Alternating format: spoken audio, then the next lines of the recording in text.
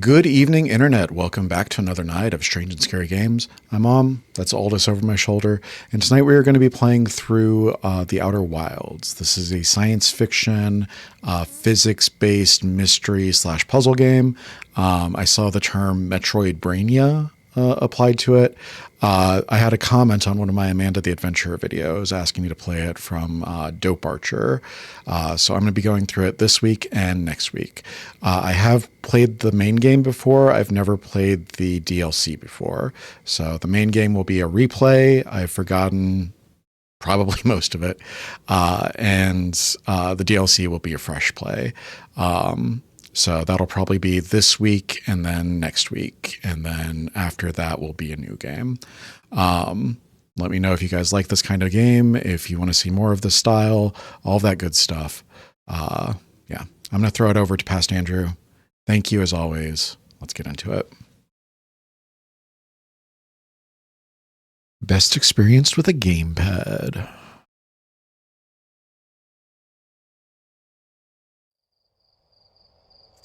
Really, Yakuza use gamepads.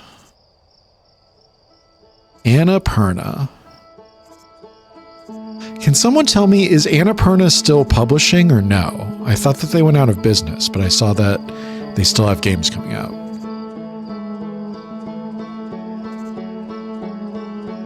Am I thinking of like THQ Nordic or something? Did they recently say that they were going out of business again? Patch 8 contains major updates to the input system. As a result, all input bindings have been reset to defaults. We apologize for the inconvenience. Certain parts of Echoes of the Eye can be intense for some players. If they become an obstacle to your enjoyment of Outer Wilds, a reduced frights option is available in the gameplay menu. Thank you for supporting Outer Wilds Ventures. A new museum exhibit is now available in the Village Observatory. New expedition, yes.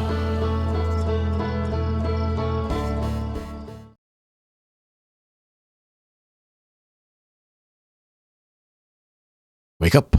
Grab the brush and put on a little makeup.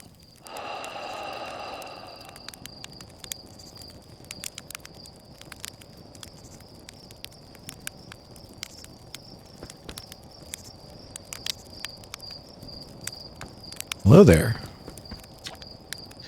There's our pilot. Back from your pre-launch campout under the stars, I see. So it's launch day, eh? Seems like only yesterday you joined the space program. And suddenly here you are, leaving on your first solo voyage. What do you say? Ready to get this beauty off the ground? It's all fueled up and ready to go. All systems go. Glad you're excited, but remember, if you wreck the ship, I'm not building you a new one. I'm not made of lightweight re-entry grade aluminum alloys, you know. Anyway, you'll need to get the launch codes from Hornfels in the observatory before you can lift off. Just bring those here once you said your goodbyes or whatever.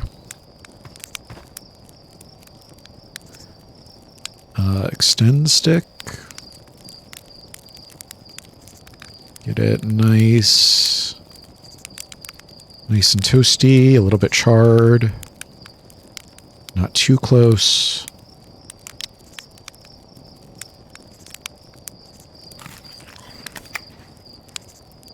Ah!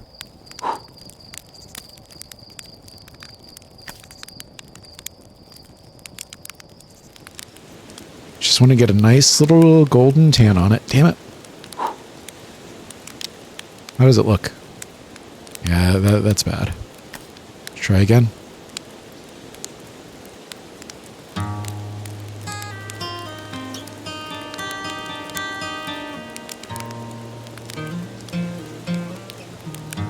Yeah, that looks good. All right.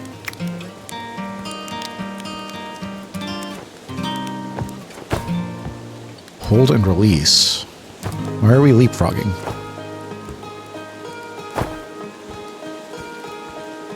I forgot how funny the physics are here.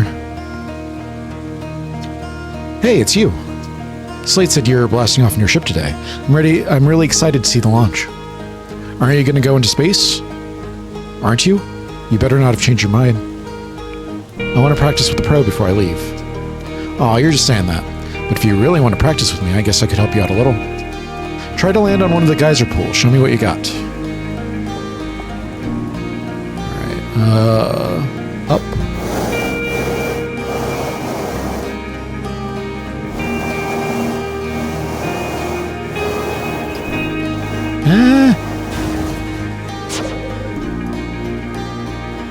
What is the... Okay, that's downward.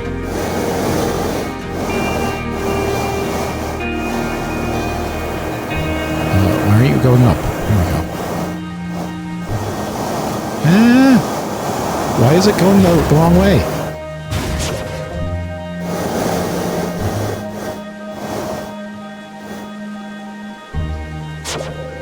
Alright, I think we're good.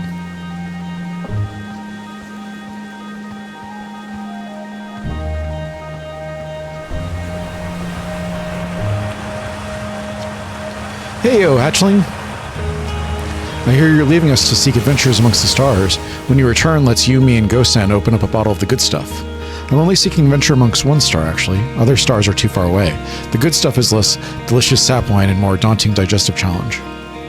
Another metaphor ruined in the name of scientific accuracy. Nevertheless, I do hope you enjoy your travels. Good luck.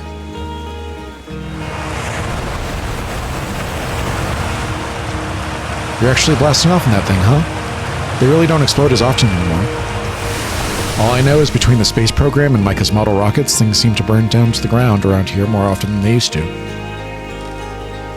Outer Wilds Ventures presents Postcards from Orbit. Projector is linked to our Sky Shutter satellite, which is currently orbiting Timber Hearth. The satellite is equipped with 2 onboard cameras. See if you can take a snapshot of our village.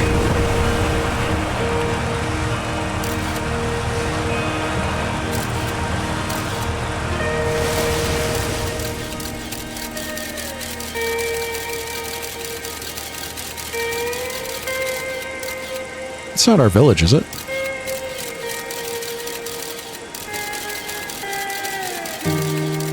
It's down there.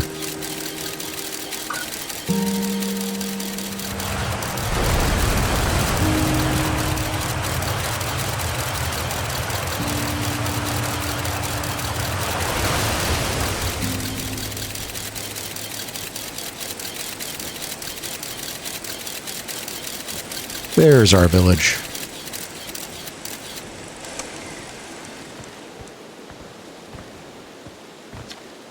This pilot seat used by pioneering astronaut Feldspar is all that remains of our inaugural flight into space. Although it's been argued such a distinction requires a breathtakingly liberal definition of flight, that day will nevertheless always be remembered as a landmark achievement in Hearthian history. Some of my friends in Louisville had a dog named Feldspar. He's really cute. I don't think I have any pictures of him left, but maybe I could find one. So it's launch day, huh? Hal's gonna miss you. Speaking of launch day, I was thinking about it, and the platform their ship's launched from is getting old. Isn't it about time you built a new, less flammable one? That big tree in the village would be the perfect choice. I wouldn't mind helping out this space program. Just say the word. Nice try. We all know you have it out for that tree. What? No, I just think it's in the way and someone ought to chop it down, you know? Specifically me. You think this has to do with the time I fell out of it and broke my arm? That was when we were hatchlings. Who would hold a grudge for that long?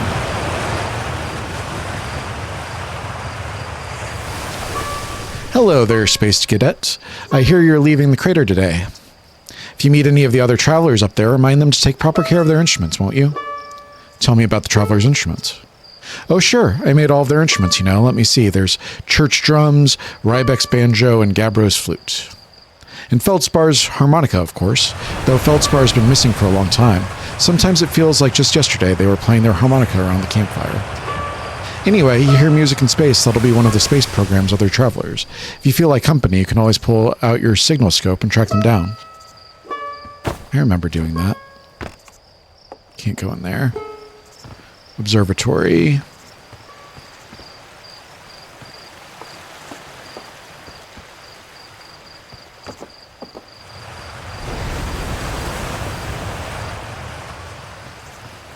Time doesn't start moving until after we get off the planet, right? If it isn't my favorite troublemaker. We wanted to play hide and seek, but Moraine won't let us borrow their signal scope because it's really delicate and not supposed to be thrown around like that. Hey, can we use your signal scope? Can we? Can we please? We'll even let you be it. Can't today. Oh, really? But we can't play without a signal scope. Please play with us later, okay? Nothing? All right.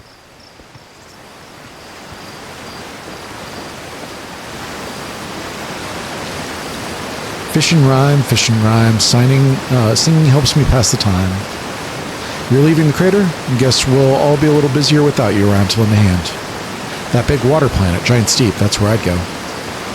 One time, after the rest of the village had left to sleep, and it was just the two of us sitting around the campfire, Gabbro told me about their first trip to Giant Steep.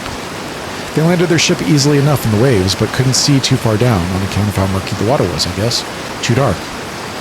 Gabbro wants to see what lay beneath the surface, so they decided to travel deeper. They traveled down and down, but suddenly, Gabbro couldn't go any further. I was just pausing dramatically. As though exercising a will of its own, the water was refusing to let Gabbro go any deeper, held Gabbro back, almost as if it were trying to protect them from something. And then, in the terrible darkness, Gabbro saw it. The tentacle of some hideous beast. Was there sapwine involved during Gabbro's campfire story?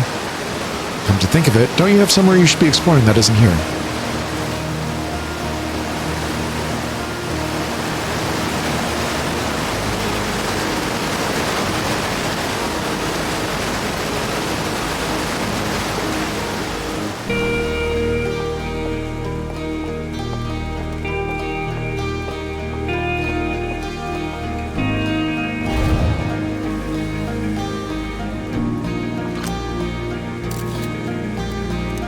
Alright, I forgot about this stuff.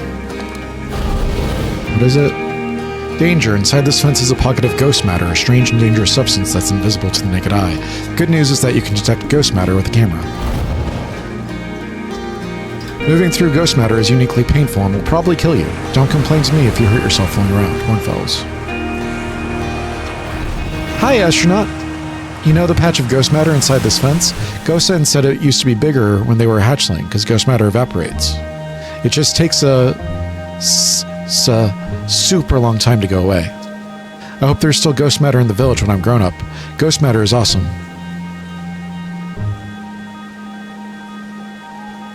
You know ghost matter is how Tektite lost their foot, right? Whoa, really? That is so cool.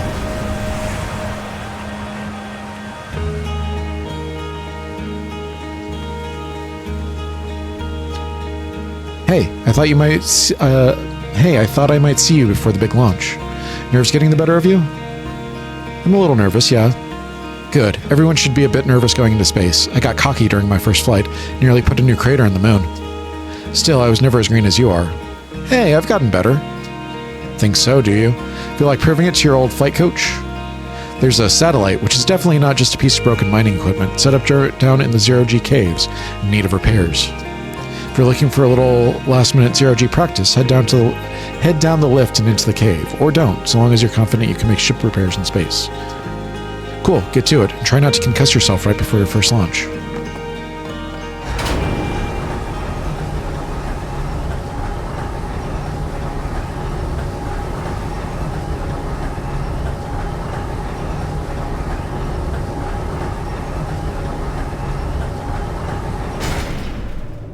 Why would gravity be less inside of the cave?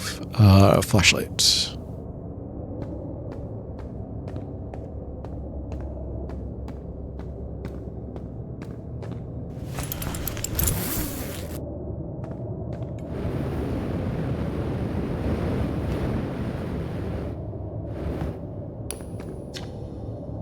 Hey, nice of you to drop down. I'm getting some Zero-G time in. So you're going in there? In the cave? Huh. What? No, I'm fine. Great and fine. You don't look fine.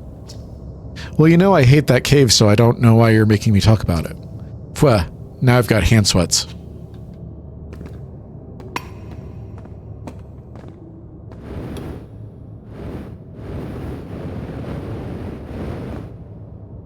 Alright, nice and easy.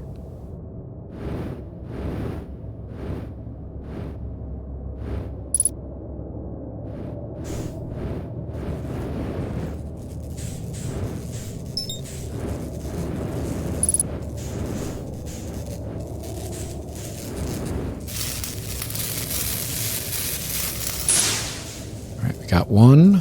Where's the next one?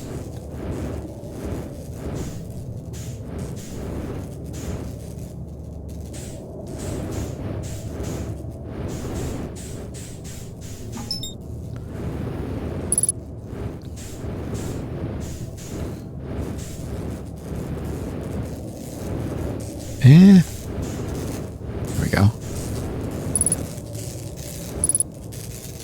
Please, thank you.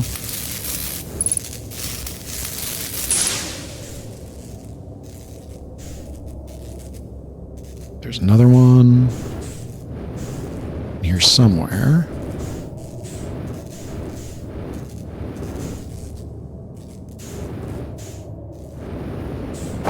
Ow.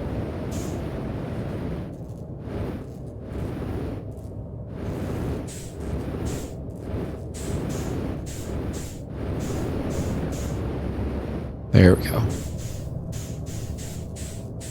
Let me lock on. Let me lock in.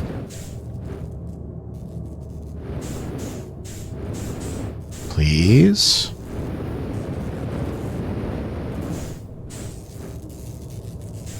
There we go.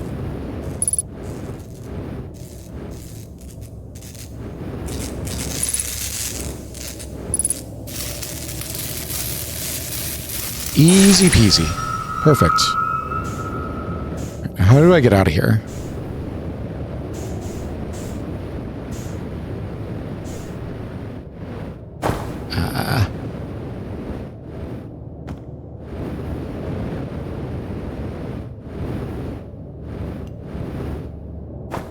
Bonk.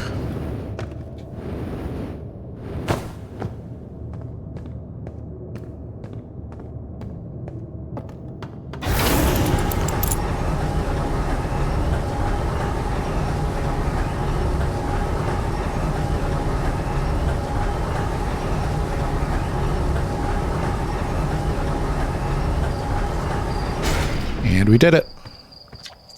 Nicely done. Of course, it'll be a little more stressful when you're hurtling through space, but just remember your training and try not to hit anything big. I can see you're itching to get off this rock, so get the launch codes from the observatory and get out of here already.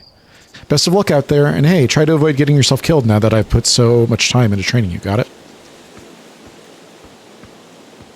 Alright, head for the observatory. Hey, come say hi to your old flight coach before your launch. I've got zero-G training set up if you want a refresher.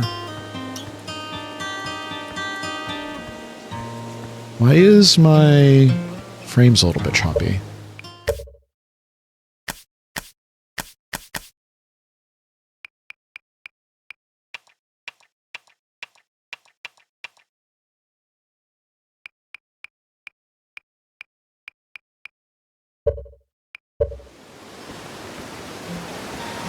Nope, still happening.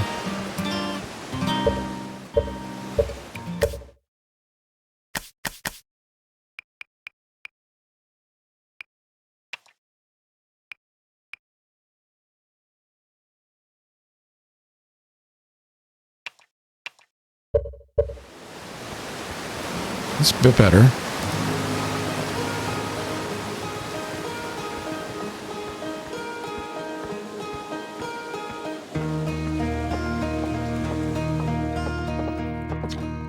Hey, it's my favorite astronaut. Launch day at last, Tom buddy. It's the Translator Tool's inaugural flight too, so I'm so excited it's making me nauseous.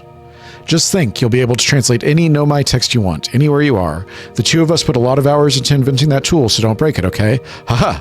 Oh, geez, do not break it. Ignore me, okay? I'm just nervous, and I'm not even the one going into space. How are you feeling? I'm terrified. Don't let me make you nervous. You've been training for this day since you were a hatchling, remember? You'll do great, I promise. So what's the dirt? You here to see the new Nomai statue? Of course. Ha! I knew you'd want to see it before you headed off. Hornfell's just finished prepping it for display today. Amazing, isn't it? It makes me wish we could see what the real live Nomai look like. But I guess this is as close as we'll ever get. Check it out. Looks like they had fur. Fur is weird. This is the first fully intact statue ever found, you know? And for how old it is, it's in great shape. Ah, geez, I got a little carried away there. Go on. You have a ship to launch. Take care of yourself out there, you hear? This remarkably intact statue was carved by the Nomai, an ancient species who dwelled in our solar system thousands of years ago. The statue provides us with our most detailed look yet at the Nomai, who appear to have been covered with a layer of fur. Note the decorative jewelry that has been carved as part of the antlers. Although their artifacts and structures have been found on almost every planet in the solar system, we still have no idea where their species came from or what happened to them. Outer Wilds Ventures, Timber Hearth's first and only space program, was founded to explore the farthest reaches of our solar system. Feldspar was the first Hearthian to be intentionally launched into space. They completed the first orbit around Timber Hearth and later made the first of what would be many landings on our moon, the Attlerock. Outer Wilds Ventures founding members, clockwise from the top left, Hornfels, Gosen, Slate, and Feldspar.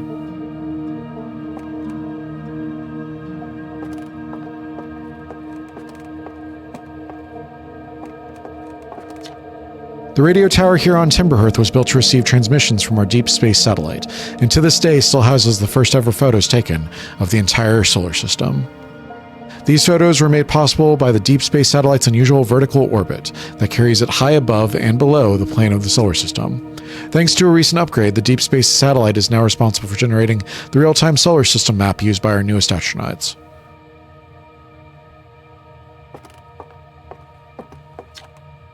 This piece of Nomai writing was essential to deciphering their unique language.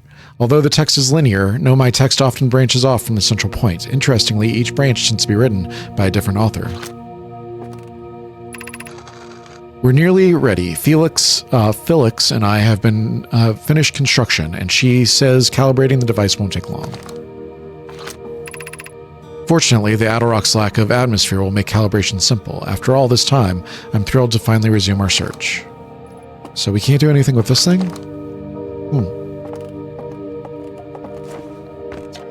Aside from the dwelling and structures they built, the Nomai also made art. This decorated pottery was discovered on Brittle Hollow. Some ancient Nomai art depicts strange animals, foreign celestial objects, and other subjects that can't be found in our solar system, which makes us wonder whether the Nomai originated elsewhere in the universe or simply had vibrant imaginations. Were the Nomai born in our solar system, or were they born among other stars and planets? And if they were, how and why did they come here? These are just some of the questions we hope to answer through further xenoarchaeological expeditions.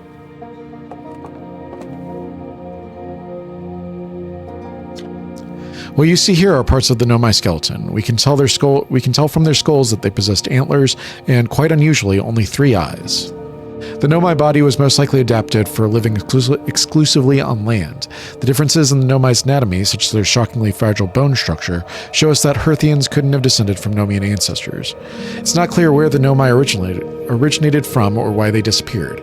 We hope to find more clues to this puzzle as we explore our solar system. The Nomai technology brought back from space by our astronauts has been a great boon to Outer Wilds Ventures, allowing us to modify expedition gear in exciting, useful ways. For example, the little Scout now boasts a warp retrieval capability that allows astronauts to recall their Scout almost instantly. This has dramatically reduced the number of Scouts lost to the depths of space. This crystal was taken from a Nomai ruin on Brittle Hollow. It seems to create a local gravity distortion, and was most likely used to traverse steep surfaces. Try it out. Gravity!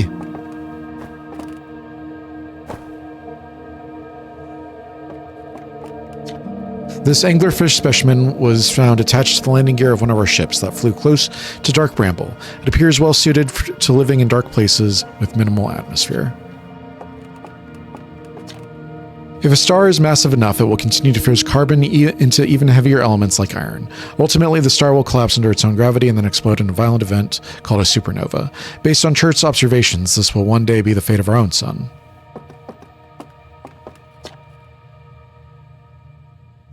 I think I'm going the wrong way.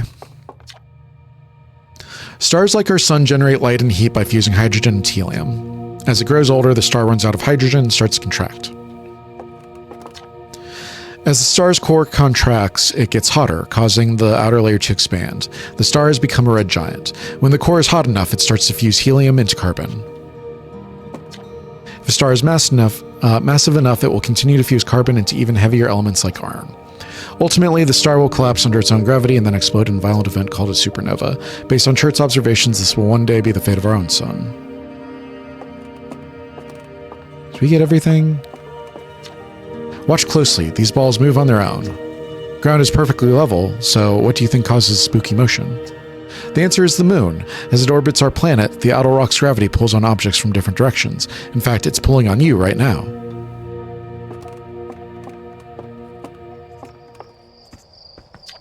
The strange rock moving around in this grotto appears to react to conscious observation. The level-headed among us realize there must be some sort of optical illusion at play, but Gabbro claims the rock exists in all possible states until it is observed, whatever that means. Whatever is actually happening, both sides of the debate agree the effect is extremely creepy. So we look at it, we look away, we look back, it's gone. Look at it, look away, we look back, it's gone. Can we get it back to where it was?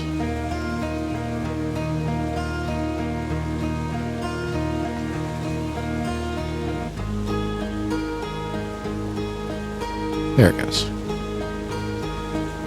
Alright.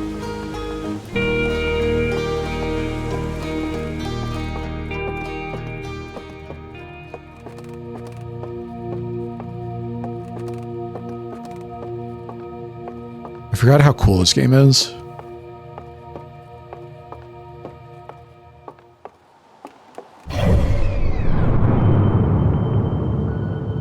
You are here.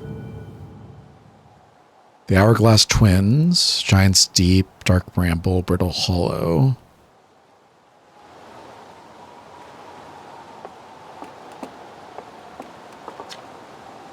There you are. I just finished pre-flight observations and local conditions are good. Time to get our newest astronaut off the ground.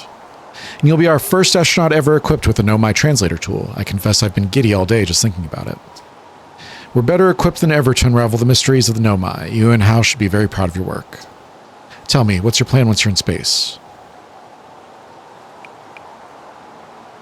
I think I'll start with something small. You'd prefer to ease into things. That's a sensible plan. More sensible than most of our astronauts seem to be, that's a fact. Do you think you'll get to the Attlerock then? Our moon would be the safe place to travel to and get your bearings in space. I'm sure Esker would appreciate the visit. Plus, we don't know what the ancient Nomai ruins on the moon are, or why they were built. You could put your new translator tool through its pieces. Well then, looks like all that's left is to send you off. All in all, it's a fine day for a launch. Ready to get off this rock? Excellent, you'll be needing the launch codes then. Here they are. Best get off the ground before Slate makes any more modifications to your ship, eh? Good luck out there. Let me know if I can help you with anything.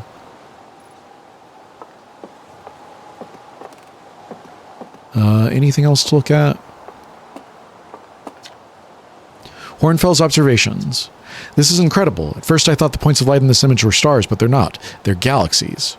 And this image covers just a tiny patch of the whole sky, which means the universe contains at least 1,000 times more galaxies than we previously imagined. I think I need to sit down.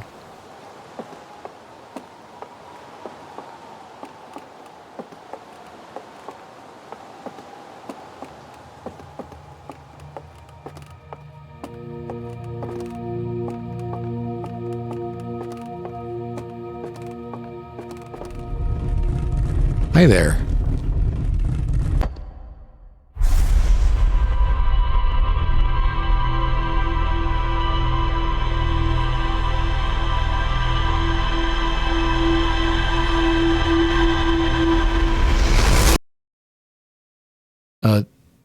Why did you do that to me?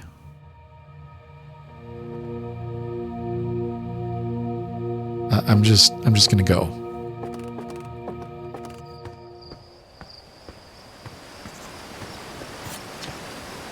Hey. So did you get a good look at that Nomai statue? The statue looked at me and opened its eyes.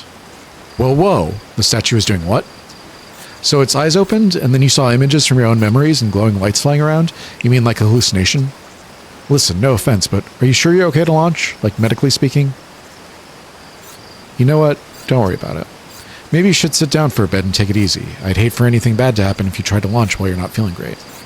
But hey, when you are ready, then you can make the most of your translator tool. Can't believe it's all grown up and leaving for space already. For real though, I'm glad you're the one carrying it, not like Rybeck. They'd fall on it for sure. Say, if you want to do a short trip to just get your space legs under you, you could check out the ruins on the Attlerock. I'd love to learn what those are. Good luck and safe flying.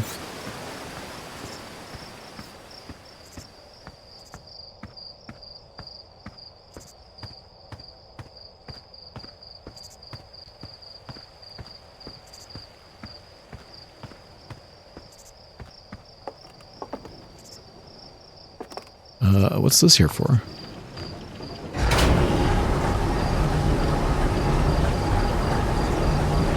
Does this do anything?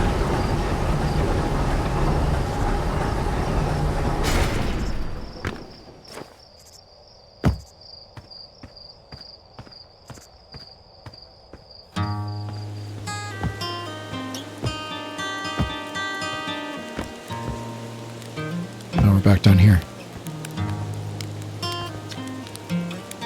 Looks like you're ready for takeoff. The excitement of a launch is fun and all, but I can't wait to get back to working on the new ship. We're working on fixing the autopilot's avoidance system for this one. Sorry.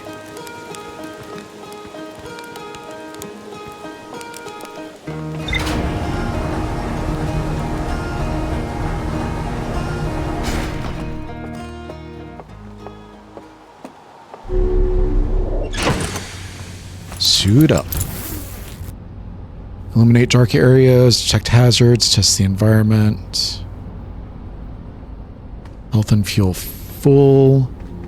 There's a gravity crystal, so we have gravity on the ship.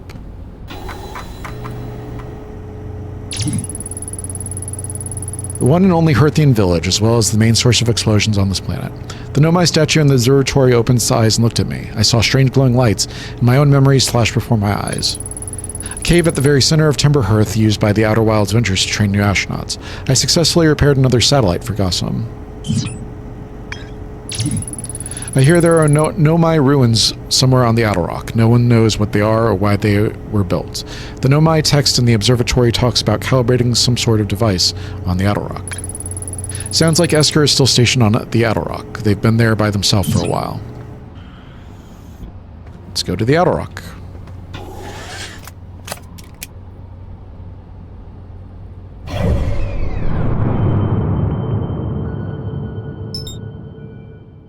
The interloper?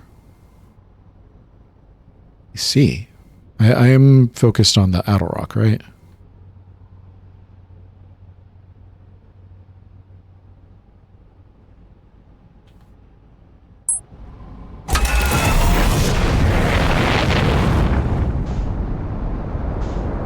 Let's find out.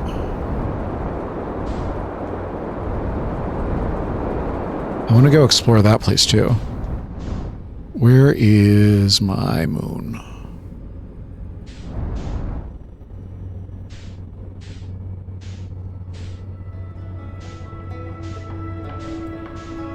I think that's the interloper. That's the sun. Where's my moon, though?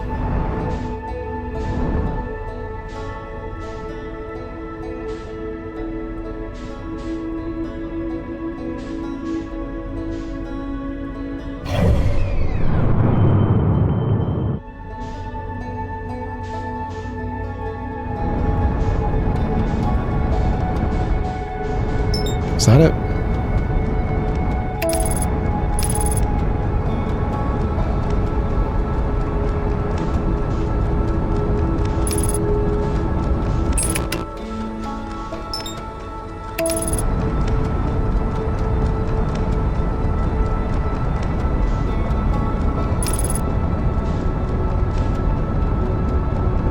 Don't hit the planet, please. Thank you.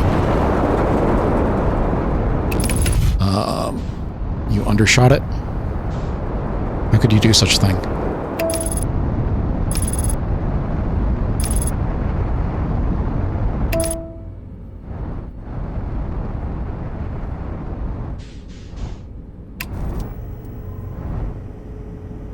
Huh?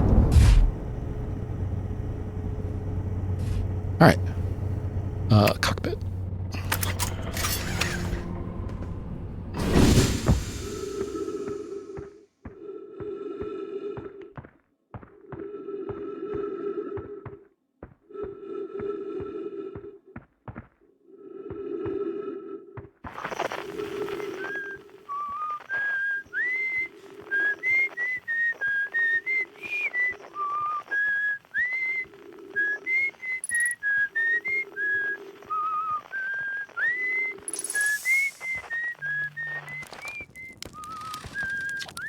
Oh, hey, it's you.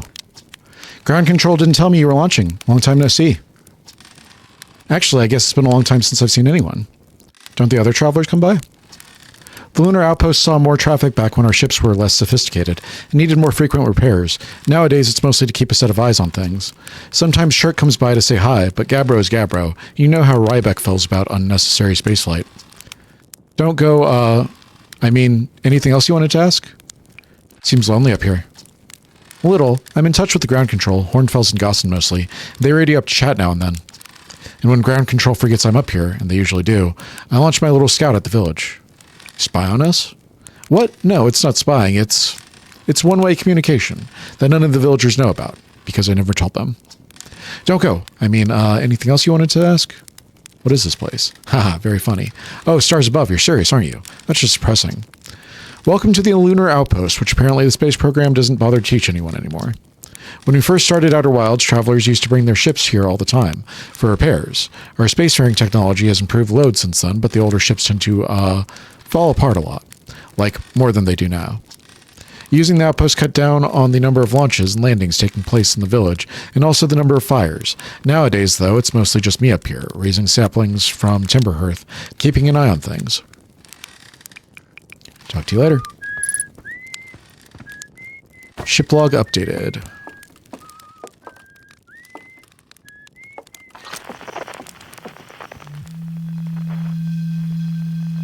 Oh, that's on a different planet.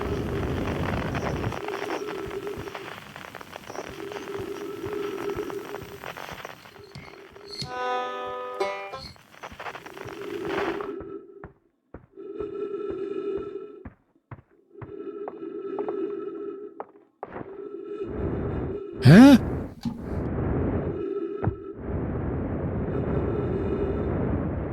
Come on. Esker's signal scope log. Day 48. Still not picking up Rybeck's banjo from Brittle Hollow. I'm sure they're fine, but I'll feel better once I hear their music. Day 51. Listen to Chirp play for a while today. Unrelated, someone should tell Porphy and Gus and their flirting is not subtle from an aerial perspective. Day 55. Banjo music coming in loud and clear today. Sounds like Rybeck's doing okay. That oaf. I was worried. Today I thought I heard something strange. I don't know. It was probably nothing. Now, it's back again today too. Something strange is coming from Timber Hearth. Okay, I know this is scary, but the sound from Timber Hearth sounds exactly like Feldspar's harmonica, but Feldspar disappeared in space ages ago. It can't be them. It's still here. This is creepy. Maybe my signal scope is broken. I'd better talk to Nice.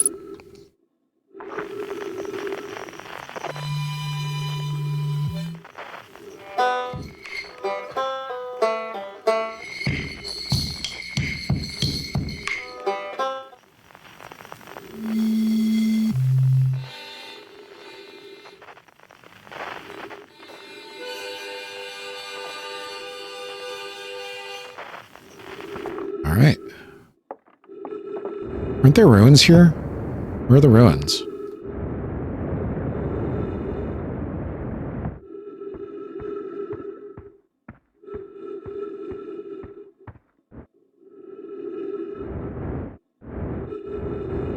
Eh?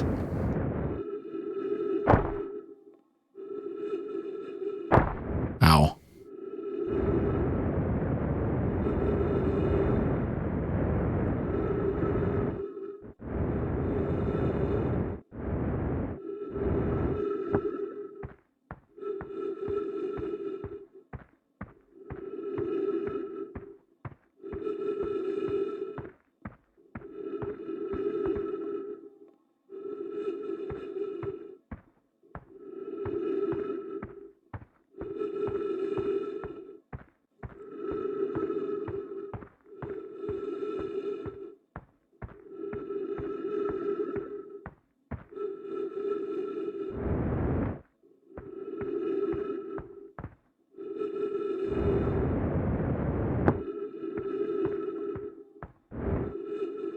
Come on. Up, up, up. This doesn't do anything.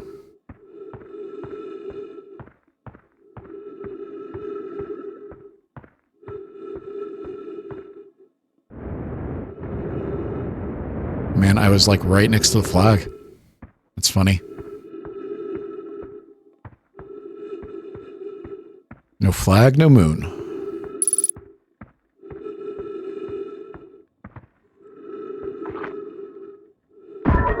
That was not what I wanted.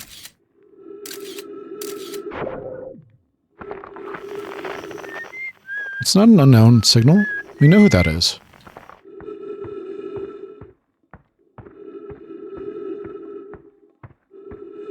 This thing is tripping.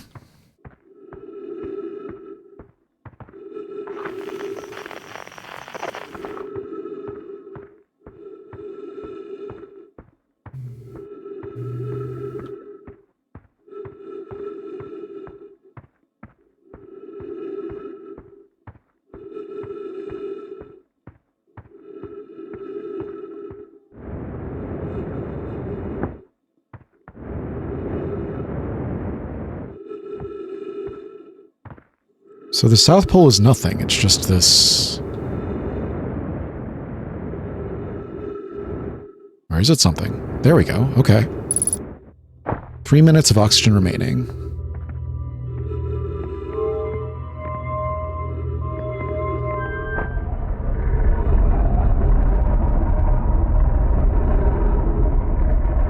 Okay, so we've got the marker map.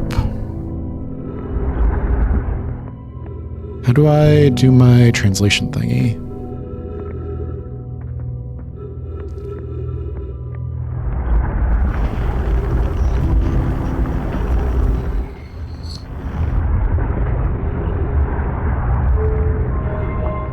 It's the sun.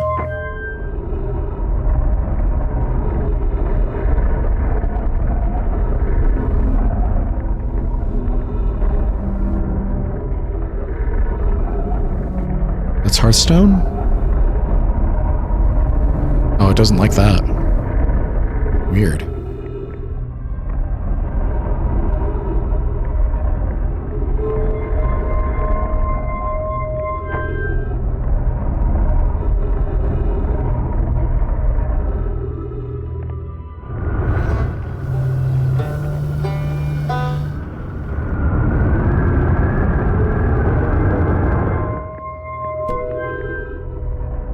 Gotta remember about oxygen.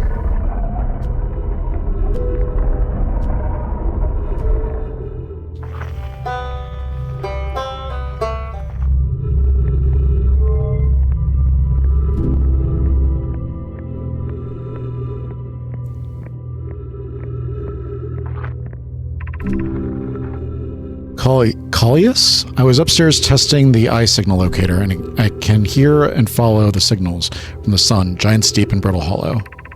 However, something strange is happening when I ask the eye signal locator to follow the eye signal. The device's indicator rotates wildly and never points in just one direction. I see. I most likely calibrated the locator incorrectly. Privet, my apprentice, and I will make adjustments and try again. This is a curious result. It's possible the eye has stopped calling out its signal. Ship log updated. There we go.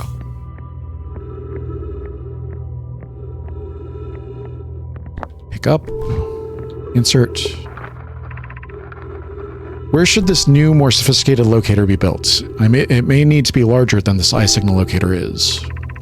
Anona and those of us originally stranded on Ember Twin built a quantum moon locator there, but the heat of the sun made its construction challenging. I wouldn't recommend building on that planet. The southern glacier on Brittle Hollow has ample available space. I could construct a new building to house this proposed locator. Yes, let's build there. I imagine our young friend Conway would enjoy that immensely. He always held a great interest in the eye, especially for a child born so long after the crash. I'll begin construction on Brittle Hollow's South Pole immediately then. So Brittle Hollow is our next place. Okay, wow. Wow. I've seen this ruin in other travelers' pictures, but seeing it for myself, it's really old, isn't it? But wow, this is the coolest day of my life. Okay, time for some official notes. So this is some kind of Know My locator. It can point out the different planets, which is incredibly cool, by the way. But from little I can understand the writing here, I think it was built to try to find something specific. I'm not sure. I also was able to translate something about the South Pole of Brittle Hollow, so I'll fly there to see if I can learn more. Yep, just gonna get back on the old ship and take off. Totally safe, mostly safe. Oh, stars above. Ship log updated. Oh, did I miss one? An update. Disappointingly, everything is correctly calibrated after all. It saddens me to posit this, my friends, but I believe that this locator cannot detect the eye signal. We would need to build a more sensitive device if we want to locate the eye of the universe. Then we will build it. Don't lose hope. Cassava, our search for the eye is what brought our clan to this place. We won't give up so easily. Alright. Refill my oxygen. There's nothing over here. Let's head out.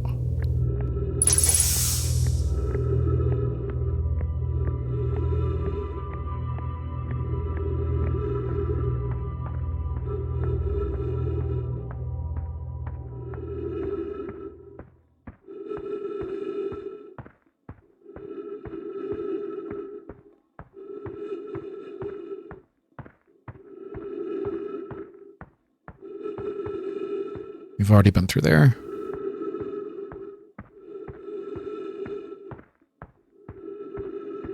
It's weird that most of the moon is just a crater.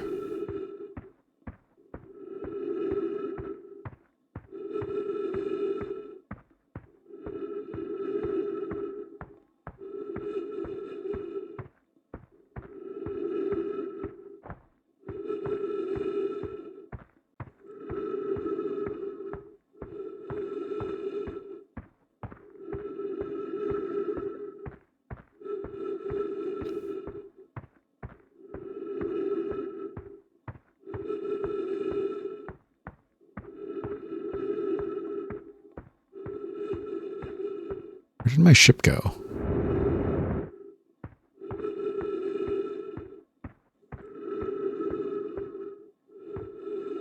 There it is.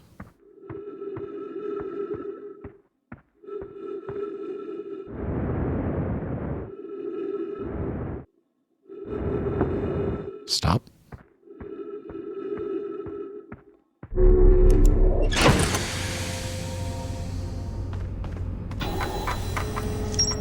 Esker's Camp, Lunar Lookout, Harmonica Signal, Eye Signal Locator, Southern Observatory, Rybeck. Alright, it looks like we've finished our village. Esker is growing a crop of trees at their camp. They seem to be doing okay, but they've probably been alone on the moon for too long. Yeah. A Nomai device created to pinpoint the sources of distant signals. The Nomai were disappointed by their failure to detect a signal from something called the Eye of the Universe. The Nomai decided to build a larger, more sophisticated eye signal locator on Brittle Hollow's southern pole. Rybeck headed to Brittle Hollow to investigate something the Nomai were doing at the South Pole. A lookout platform with a spectacular view of the solar system, Esker uses their signal scope here to keep tabs on the other travelers. Esker's signal scope logs reported harmonica music coming from somewhere on Timber Hearth. They claim it sounds just like Feldspar's harmonica, but Feldspar disappeared in space ages ago. So we should go back to Timber Hearth and investigate.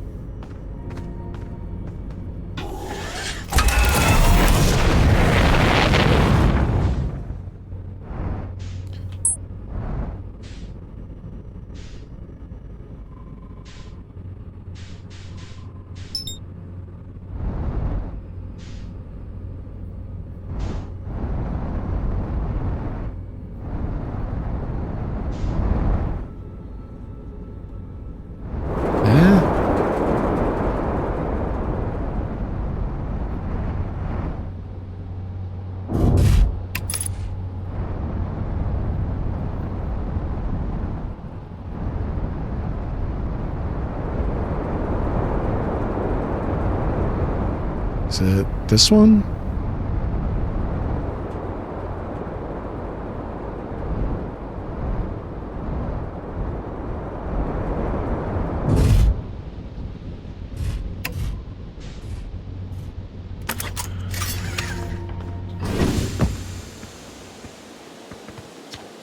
Hey, hatchling. Thought you were taking that tin can of yours into space today. What are you still doing here? Me? I saw something crash over the horizon and didn't like what I was seeing in the pictures my little scout was sending back, so I thought I'd come over here myself and take a look. Is that a Dark Bramble seed? You think so? I've never seen anything on Timber Hearth before, so you're probably onto something there. Whatever it is, it put down roots in a hurry.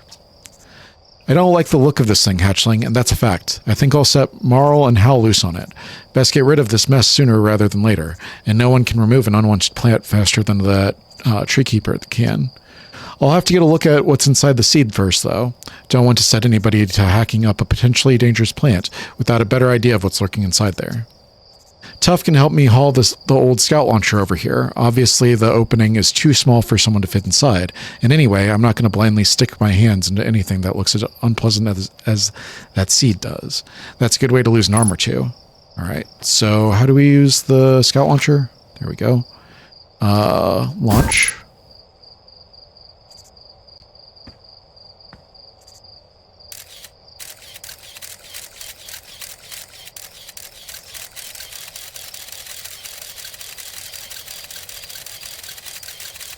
Hey, it's the big anglerfish thing. All right, it stopped. And there's the harmonica.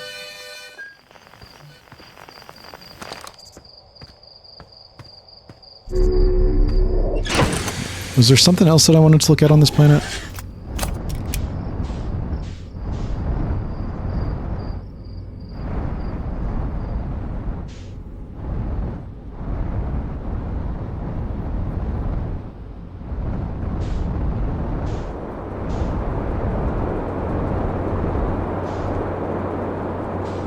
Geysers.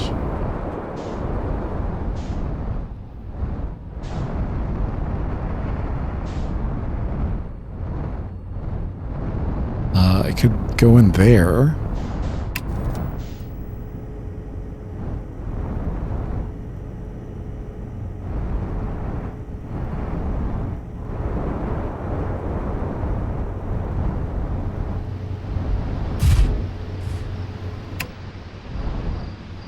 Buckle.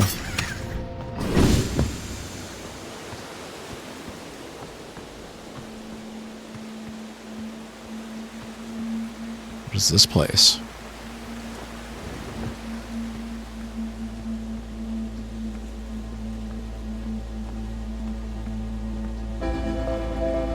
Oh no! Music starting! What's happening?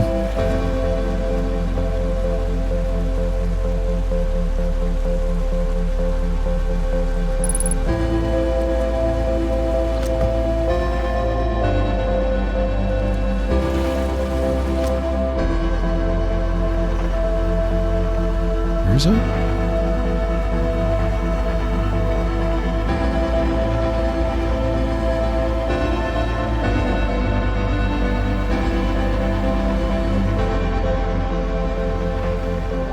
There's something that said 10 meters away, and then I don't see it anymore.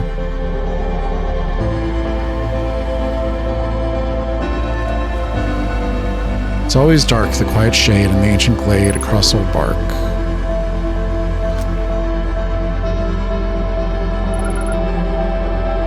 Signal identified, Grove Shard. Frequency discovered, quantum fluctuations.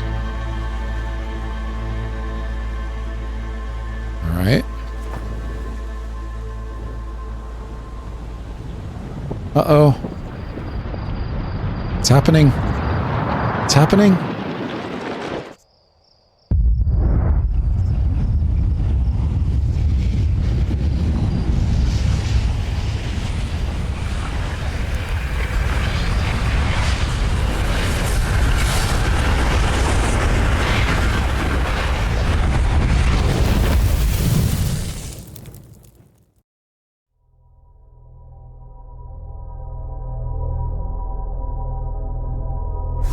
And we're back.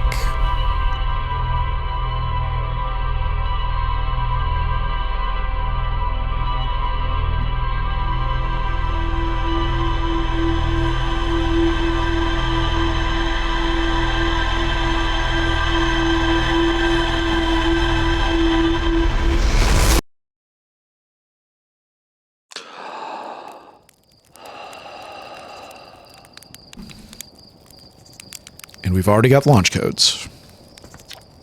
Hey, you ready to get this thing off the ground? Ship's all fueled and ready to go. Did I just die? Whoa, bad dream or something? You still look half asleep, but that's a negative on being deceased. I know it's tradition to sleep out under the stars the night before launch, but if you ask me, it makes you all jumpy.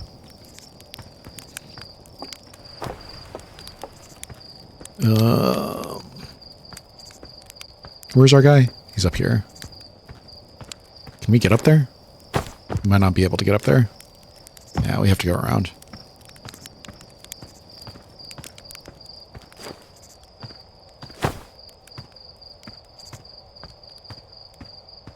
Back to the observatory.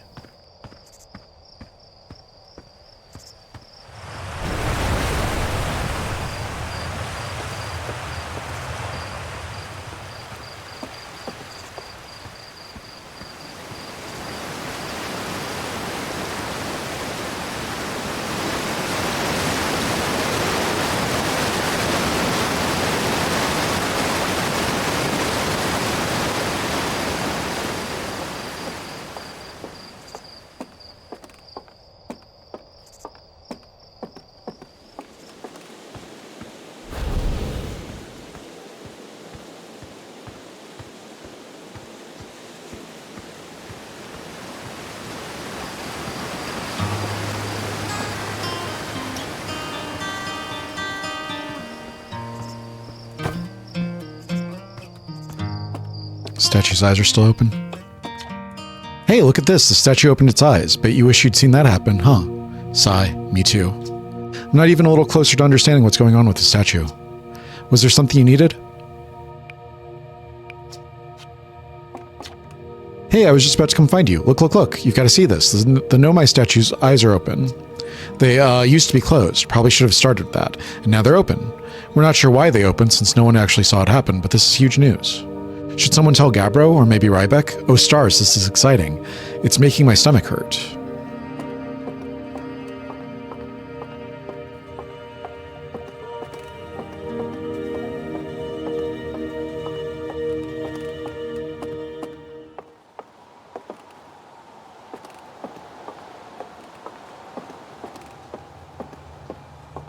Alright, I guess that's all that we're going to get here.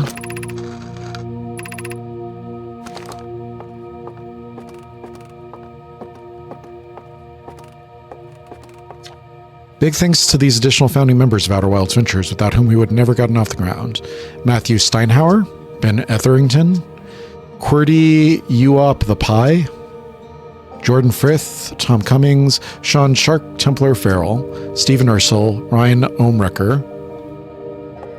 Alright.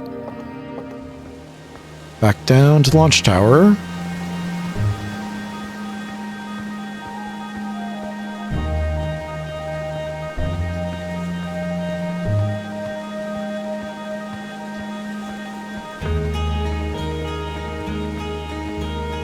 What is this here for? Does this do anything?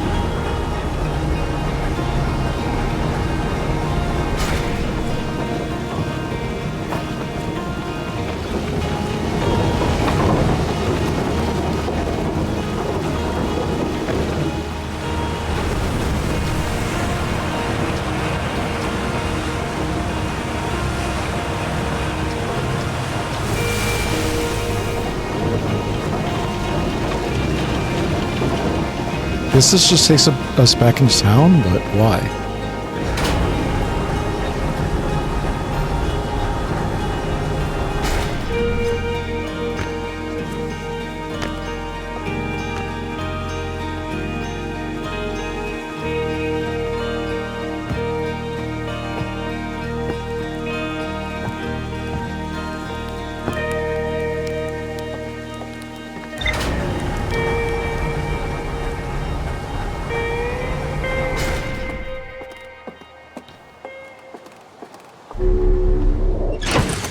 Suit up.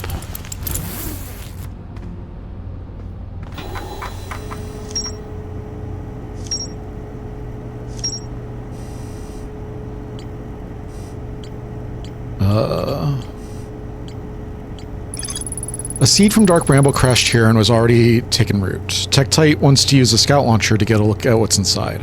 My signal scope picks up harmonica music when I aim it at the seed. I launch my little scout into the seed. Somehow the seed is much bigger on the inside. When I launch my scout into the seed that crashed on Timber Hearth, it ends up in a much bigger space filled with fog and thorny vines. The Nomai device... Green means there's still something there, right?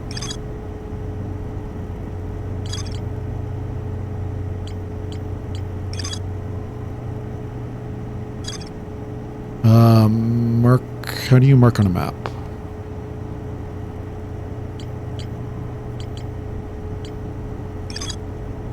I guess let's go to Brittle Hollow.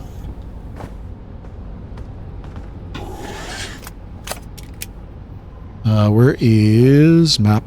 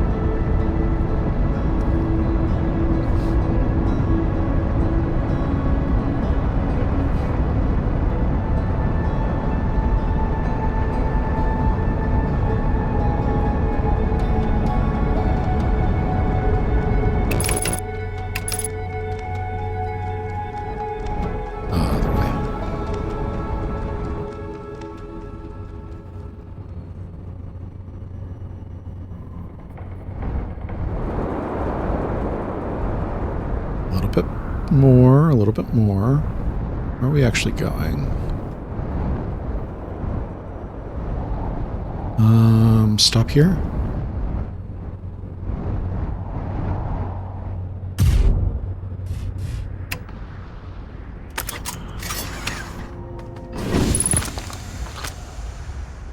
Unidentified signal nearby.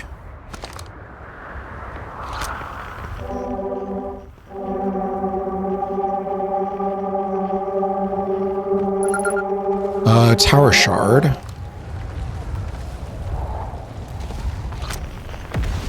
Where did it go? There it is. Can I land on the tower shard? Is that a thing I could do?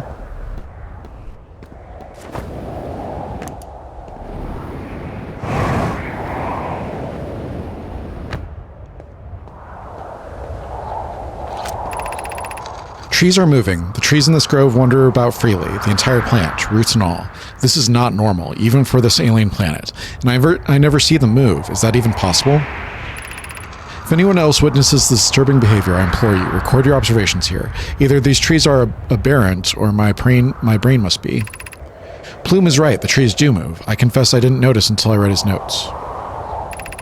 Alarmingly, it isn't only the trees. There is other matter in this area, such as that unusual shard of rock, moving in the same eerie way.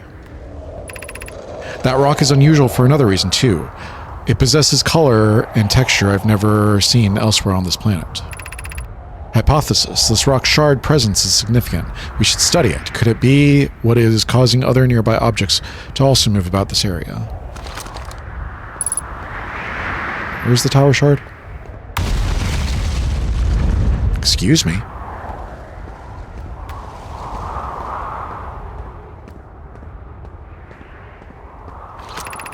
Beneath your feet lies the Tower of Quantum Knowledge. If you are preparing to make your first pilgrimage to the Quantum Moon, descend the steps to the entrance below. The knowledge held within will help you on your journey. Hashtag knowledge.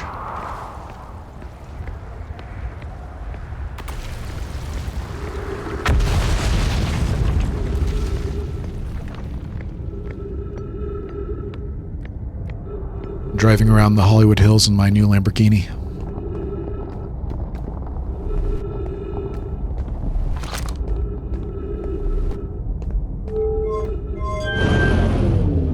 Go up. nothing up there.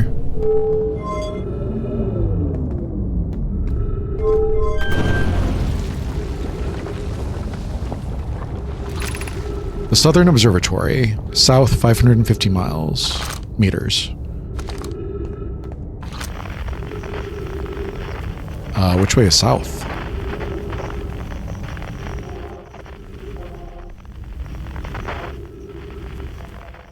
Here's the tower shard. Let's go see if we can get on top of the tower shard real quick.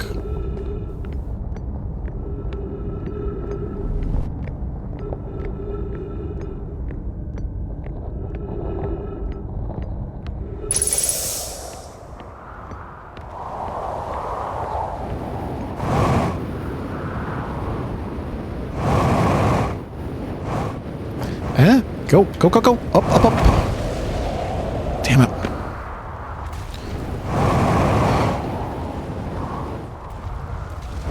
There we go.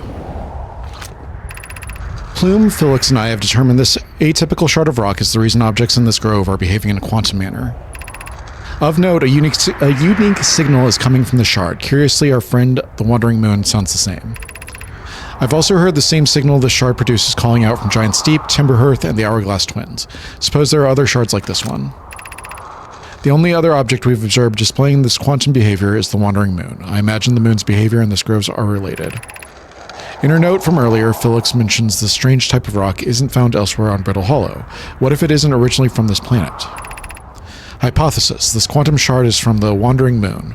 Perhaps it is even a small piece of the moon itself. Alright.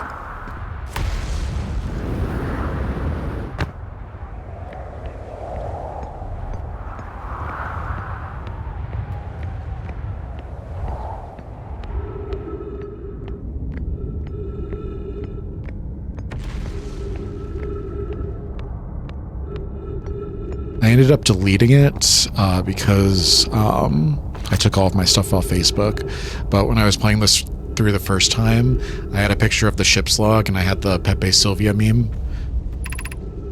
Entrance to the Tower of Quantum Knowledge, below 90 meters.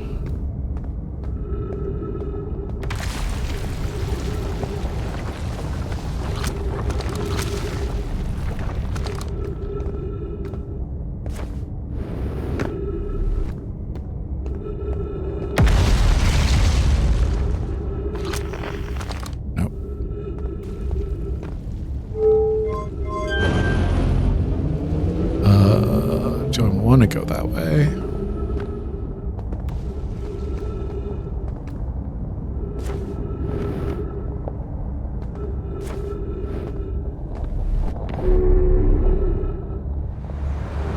I don't think I want to go that way. Well, we fell into a black hole and we are now lost in the solar system.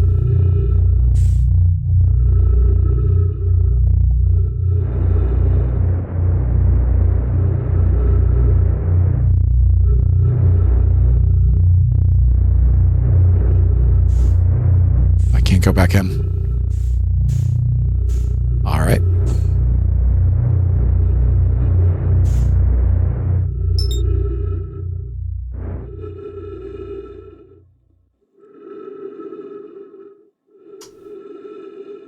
Ow.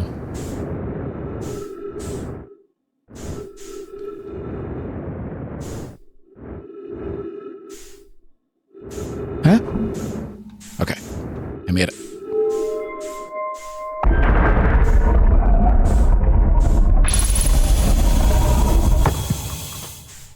Where am I?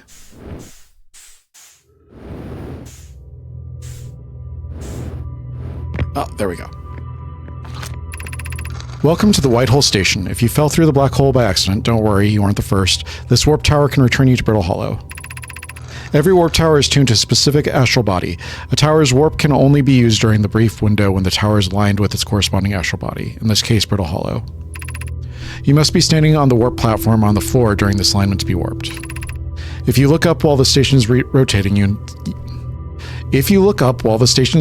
can see the alignment happen when the astral body is directly overhead.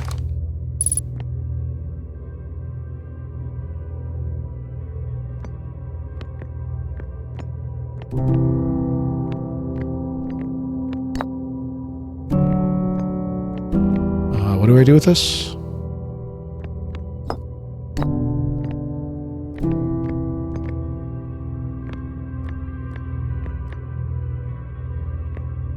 Ember Twin Projection Stone.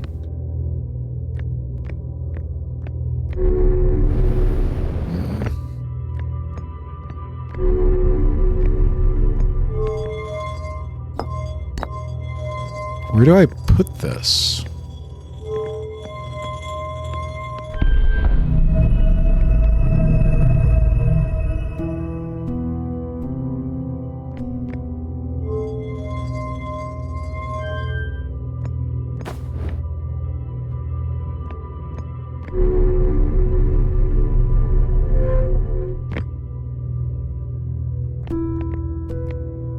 Do I just take it with me?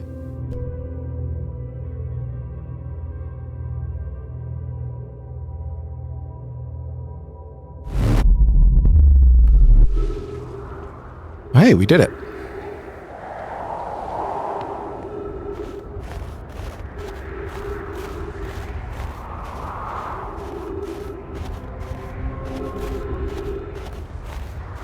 We are forever away from our ship, but... return warp status charge. Step onto a warp receiver platform to activate return warp. Departure time 801-24503, arrival time 801-24502. So we arrived before we left. Interesting. Feldspar spare jetpack fuel. It's annoying to schlep across the planet to the ship if I can't use my jetpack, so I'm leaving this here. I checked with my little scout. I do too use it, Hornfellows, you burnt marshmallow. And the scout's integrity rating this said the piece of Brittle Hollow is as stable as any, but who knows. If the fuel's still around, feel free to use it. If not, well, wherever you're reading this note, I'm sure you've got bigger problems.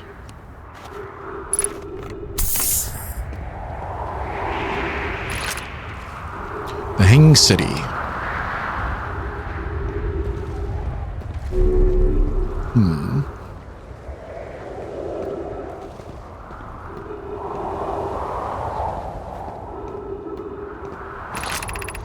To our friends on Brittle Hollow, I just warped here from the White Hole Station on the other side of Brittle Hollow's black hole. Our design worked. We've successfully recreated warp travel. This is wonderful news. I can't wait to see the warp tower, although it's been a long time since I've jumped through a black hole. I don't know how close it is to Nona's original design, but as long as what we've built can work, then I'm delighted. I knew we could do it. Cassava, I hope you're reading this. Wait, this can't be correct. Clary, have you seen these recordings? If they were accurate, they would violate causality. There must be an equipment error somewhere. I'm returning to the White Hole Station. If you and Root meet me there, we can run a full diagnostic and hopefully locate the problem. Don't tell Cassava.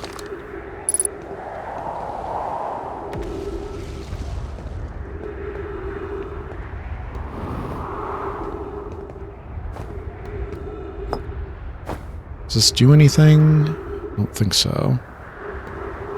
Are these all the same?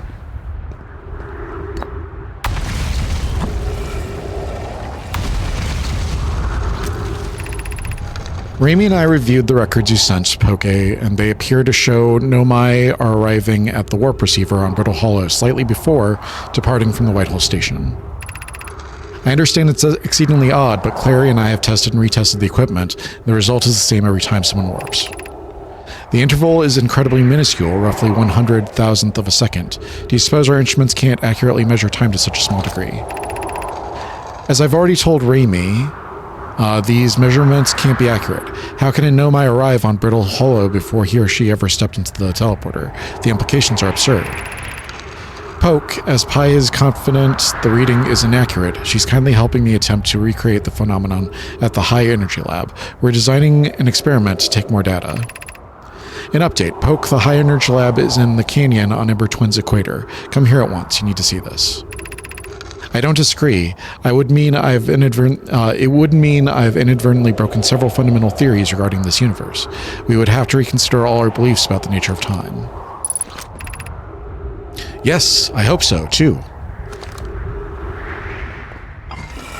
Can I put it in... Will this change anything? Or no? It doesn't seem to work in there.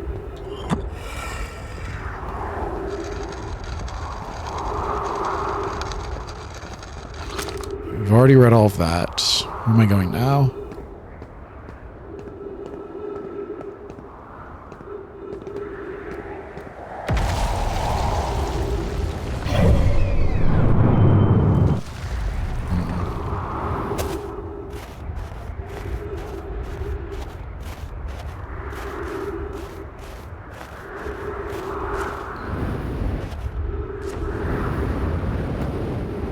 Come on.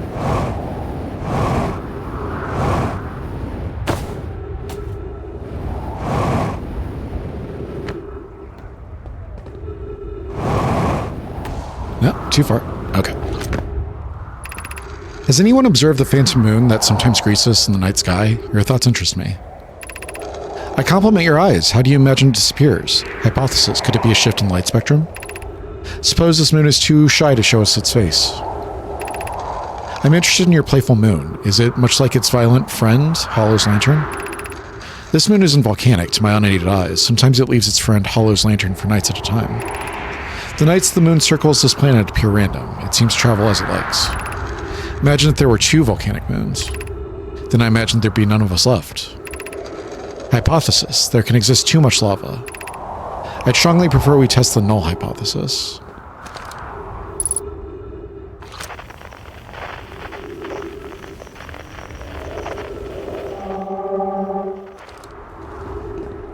Alright.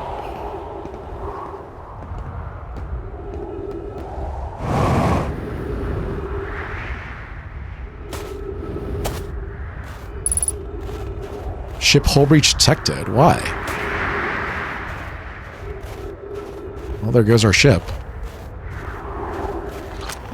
Oh, did our ship fall into the black hole? Is that what happened? That would make sense.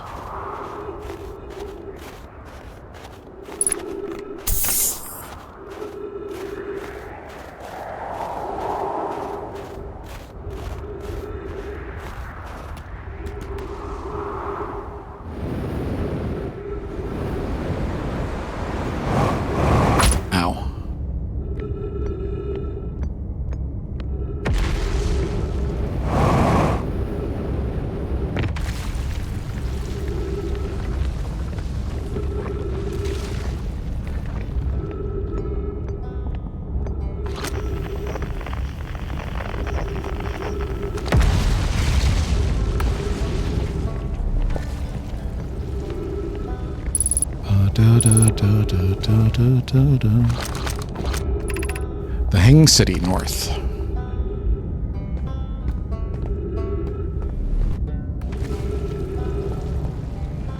What are these? Huh. Well, that was deeply unpleasant. I made it this far, though. Guess that's the part to focus on, and not how I'll eventually get back up that path. But wow, this place sure is something. Looks like the Hanging City is north from here, and east is Gravity Cannon. I definitely want to see that. Another thing, I'm detecting oxygen from somewhere below, which is good, since I used up a lot of my supplies screaming during the trip down from the surface. As soon as I stop dry heaving, I'm going to head farther down below so I can refill my tank.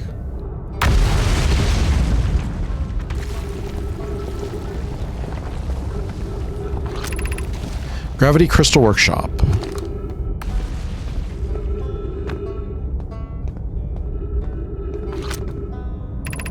Gravity Cannon, east.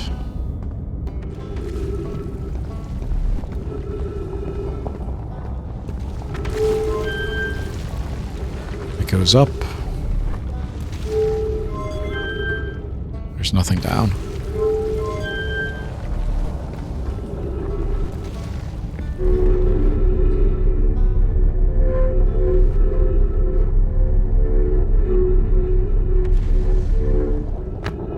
Where'd I come out?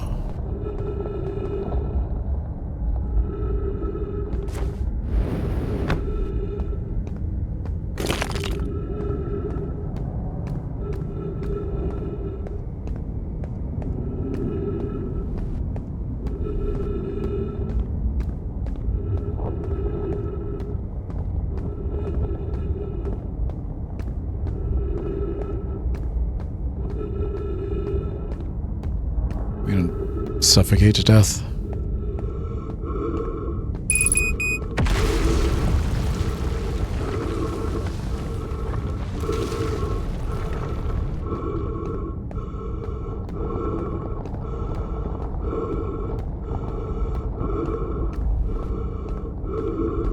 back where I came in? Might be.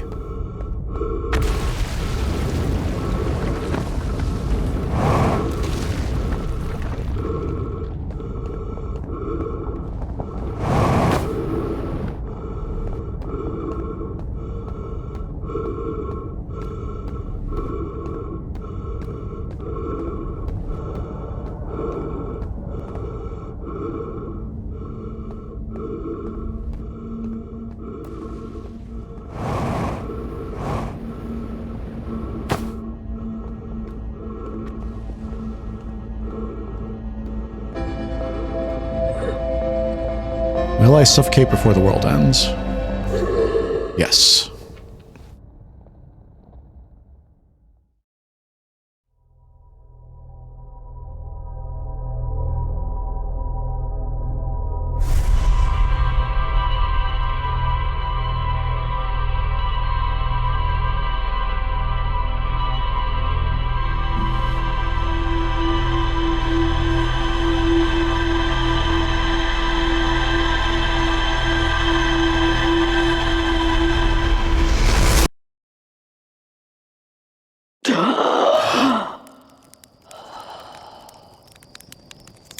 Hey, it's going the opposite direction now.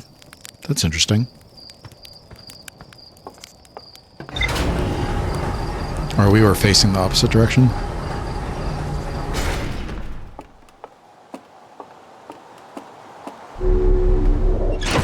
Suit up. What's the pre-flight? Jetpack boost can be triggered with a separate button, press manual, or anytime thrust is used auto.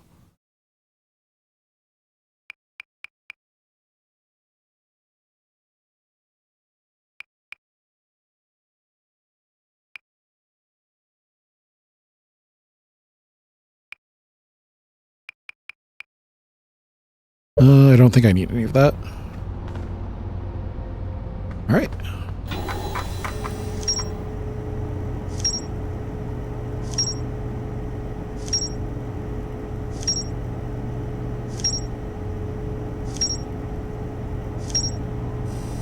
We unlocked a lot. That's really good. What is that? Ryback. Ryback reached the crossroads and continued downward in search of oxygen.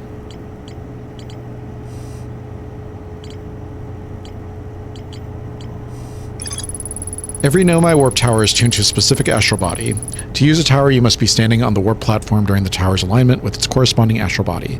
The alignment happens when the astral body is directly overhead. The Nomai noticed something strange.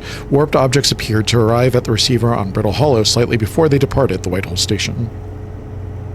This negative time interval between an object arriving and departing was incredibly minuscule, roughly 100,000th of a second. The Nomai were skeptical if their equipment could even measure time to such a small degree. The negative time interval measured in the White Hole Station was further investigated by the High Energy Lab in the Canyon at Amber Twins equator. The North Pole of Brittle Hollow is covered in snow and ice. There is a uniquely shaped Nomai ruin on the surface. The Nomai were able to warp here from the White Hole Station. This is where they first recorded warp technology. The Nomai on Brittle Hollow observed a phantom moon that would sometimes appear in the sky. This tower, located on Brittle Hollow's equator, held useful knowledge for Nomai embarking on their first pilgrimage to the quantum moon. A strange rock shard that wanders when no one is watching. The Nomai determined the shard is the reason the object in this grove behave in a quantum manner. The Nomai hypothesized that the shard is actually a piece of the quantum moon. The shard emits the same signal as the quantum moon. The Nomai detected a quantum signal coming from somewhere on the Hourglass Twin. There's a strange rock shard in the grove that moves when I'm not watching. It emits a signal on the quantum fluctuations frequency. I found a poem written on one of the trees in the grove. The Nomai detected a quantum signal coming from somewhere on Giant's Deep. Alright.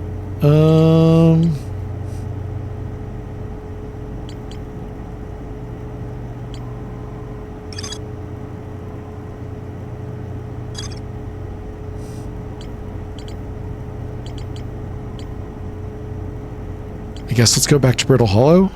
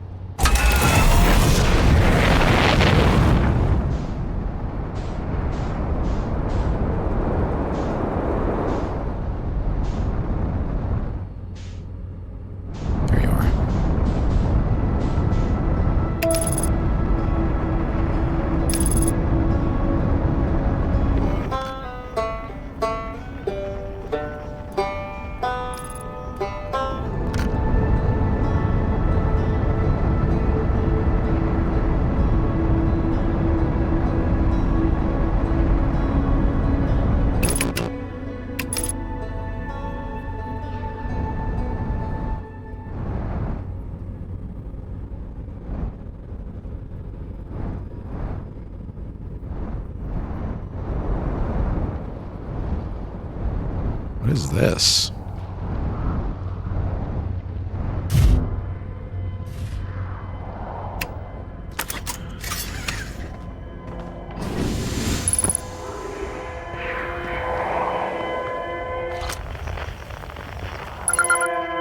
Escape pod. / distress beacon. Is everyone unharmed? No one was badly injured from the escape pod's impact. We're incredibly fortunate. This is good news, at least. Have we heard from escape pod 2 or escape pod 3? No, I am unable to make contact. My equipment can hear the other 2 escape pods' distress signals, however. If it's any comfort, both pods must be structurally intact. I'll continue calling for them. My gratitude. If we can... Thatch, the moon is approaching again. Everyone brace yourselves swiftly. The volcanic moon has returned. Be cautious of falling ash and debris. I believe the moon has passed.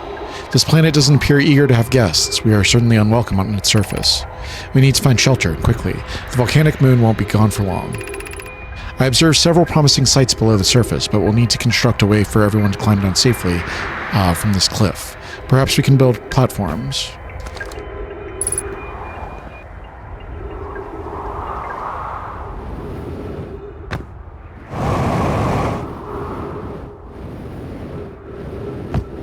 Come on. There we go.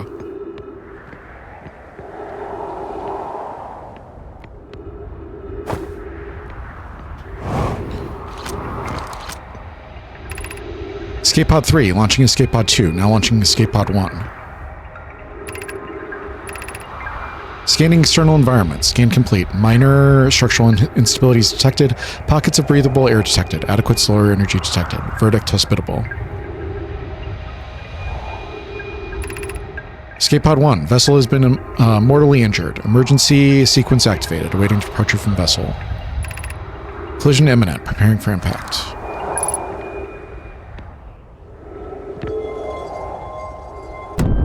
Oh. Well, bye.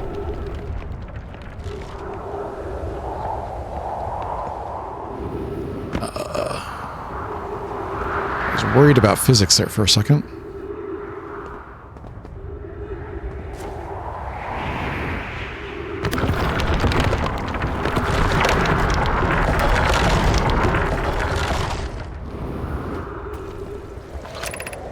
Use caution. A black hole sleeps below. You must not slip.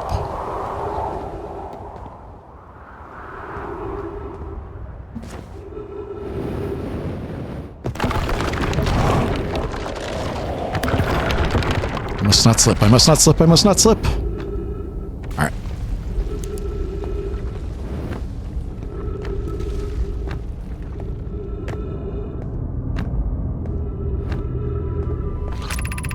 Of note, be sure not to wander far from here. Though this area is somewhat unstable, it's safer than any we've found so far.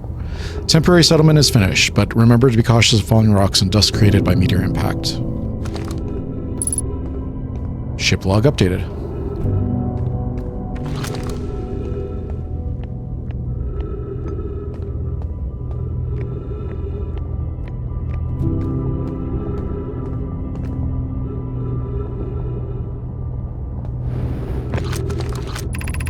This knowledge is too dear to lose. Here is everything we can recall aboard the signal we encountered while aboard the vessel.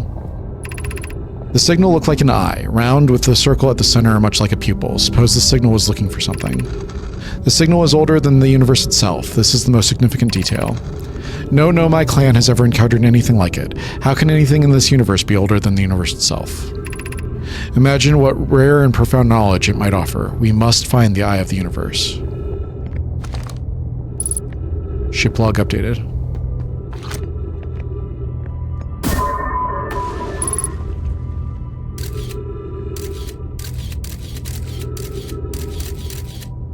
There's some writing down there. We need to get down there.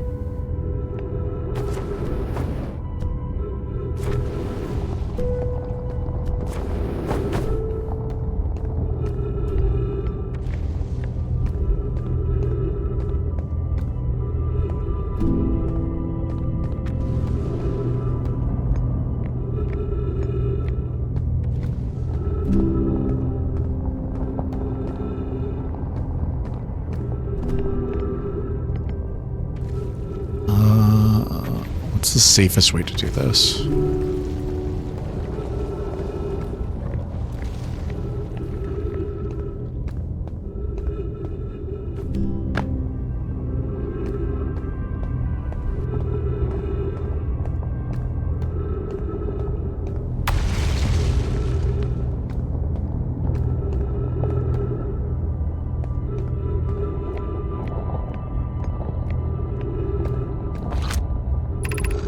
I can't understand. Why did the vessel crash in that place?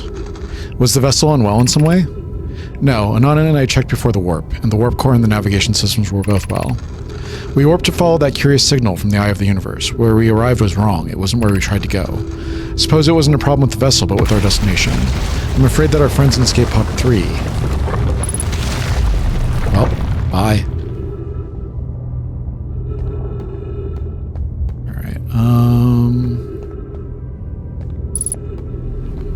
Ship log updated.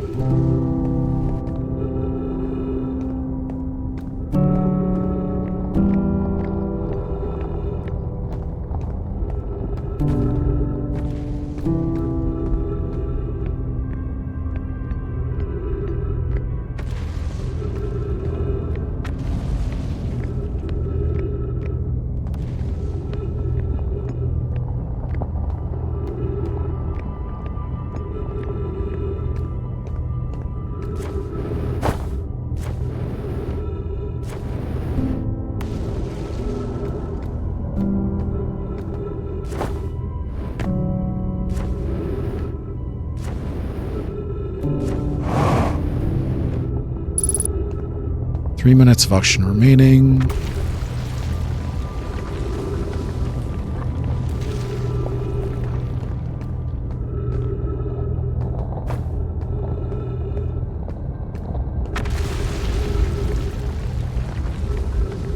There's a way to reset here, right?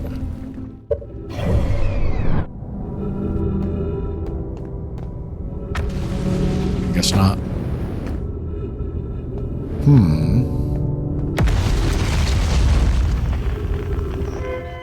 Escape pod 1.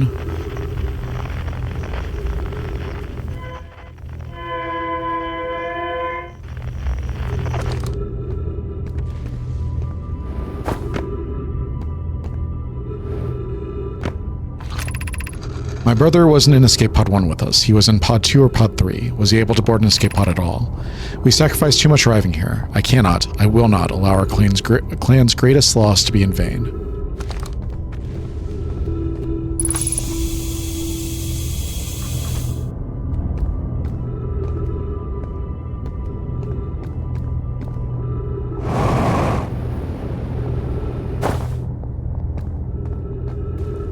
Where am I going? What am I doing?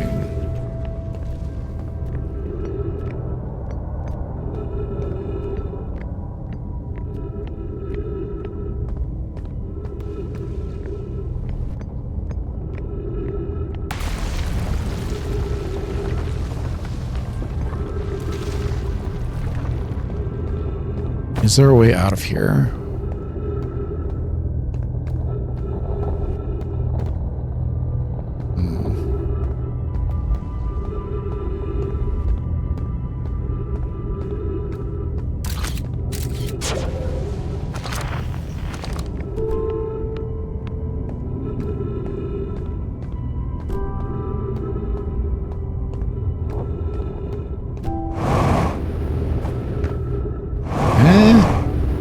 Come on. Get up there, please. Bastard. Get up there. Get up there. Thank you.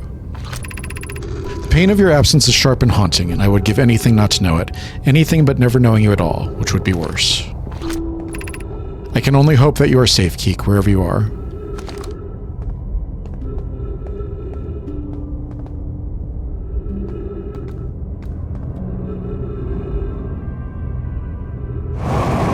Eh?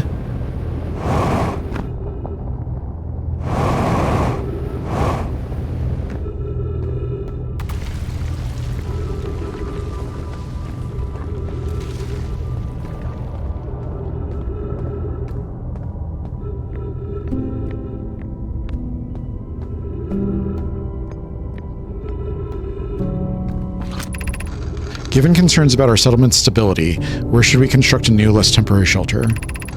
We need to stay close to the escape pods so Felix can monitor incoming messages. We can't be rescued if we aren't present to respond. I don't believe anyone is coming to save us, Thatch. We must save ourselves. I agree. We're here because the eye signal called to us and we followed. If we're to find it, we need to not merely survive, but thrive.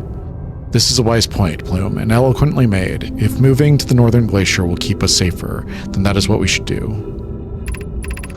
I believe we should migrate to the northern glacier. What if we use gravity crystals to craft a stable path?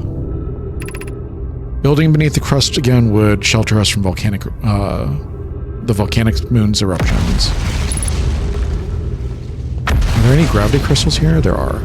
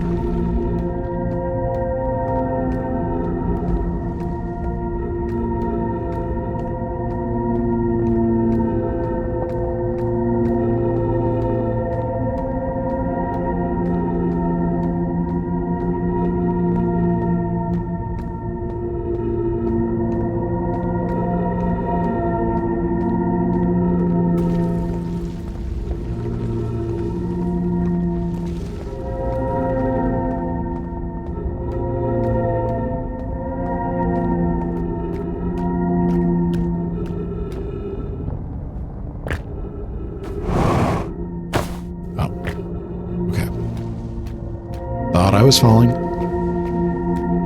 It's fine. I didn't panic, you panicked.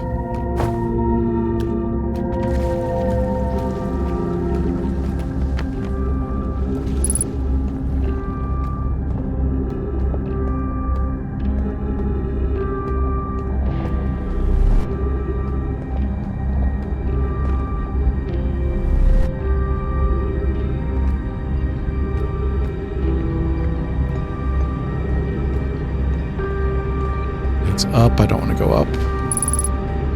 Ghost matter.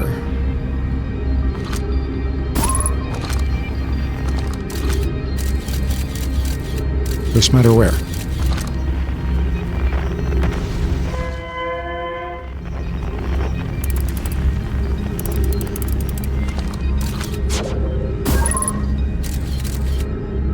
Ghost matter there.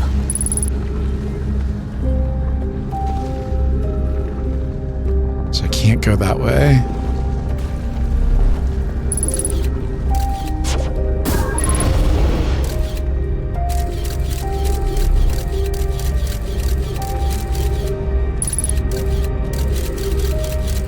There's a thing over there, though.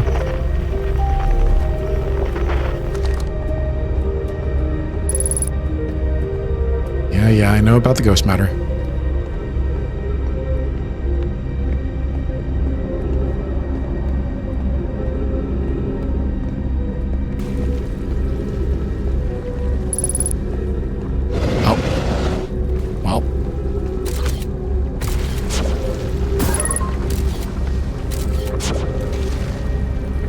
Okay then.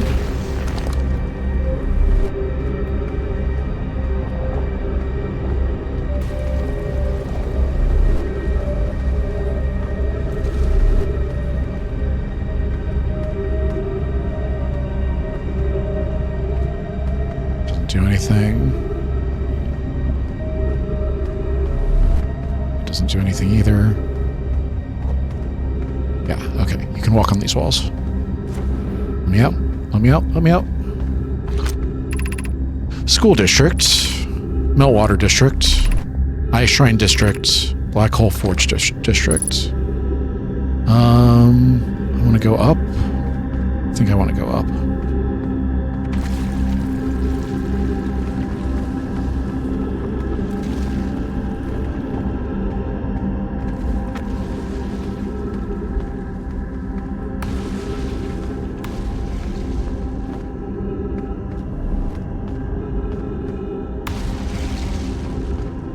I can't get up here, can I?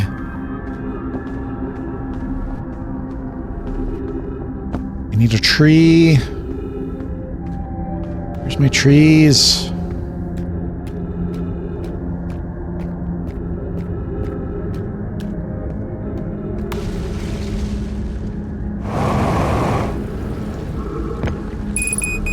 Yeah, I know. Are you a tree? You're not. I mean, you factually are, but you're not giving me any... I want that. Trees detected. Yay! We made it. Alright. Be welcome to this place. The shrine is space to reflect on what brought us to the star system, the signal from the eye. We observed the eye's signal in our travels and followed it here to find its source. What we know is this: the source of the signal, which we have chosen to call the Eye of the Universe, is older than this universe itself. The rest we have yet to learn. Enter, open your mind to the possibilities. Ship log updated. What is the eye's signal? Suppose the eye wishes to communicate. The signal is a call. Are we the intended audience? The signal is the eye's voice. It speaks a language we don't know yet. Or maybe the signal is the eye's attempt at expressing itself. Of note, from the signal, we were able to determine the eye's approximate age, or perhaps its lack of age. How can the eye be older than the universe itself? Suppose it is a relic from a previous universe. The early universe was unimaginably hot and dense. If anything existed before, it would have been destroyed. Suppose the universe is older than previously assumed. What is the eye of the universe? The eye is older than this universe, so imagine how much it could teach us. Perhaps it is a cosmic library. Suppose the eye is a more advanced being. The eye is the source of the signal that brought us here.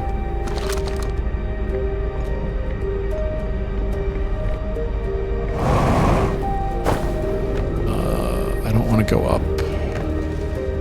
Or do I want to go up?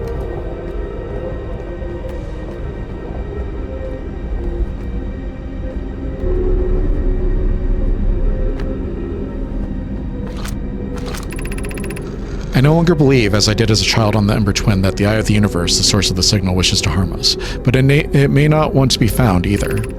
In fact, the Eye may not have wishes at all. We have no evidence supporting this. The terrible circumstances of our arrival here are almost certainly exactly that, circumstance. I suspect imagining we are special to the Eye in some way is wishful thinking. The Eye might have called out to any sentient species, or it might have been calling out or it might not have been calling out at all, and that my ancestors heard the Eye's signal holds no great deep meaning. This wouldn't be so bad, I think.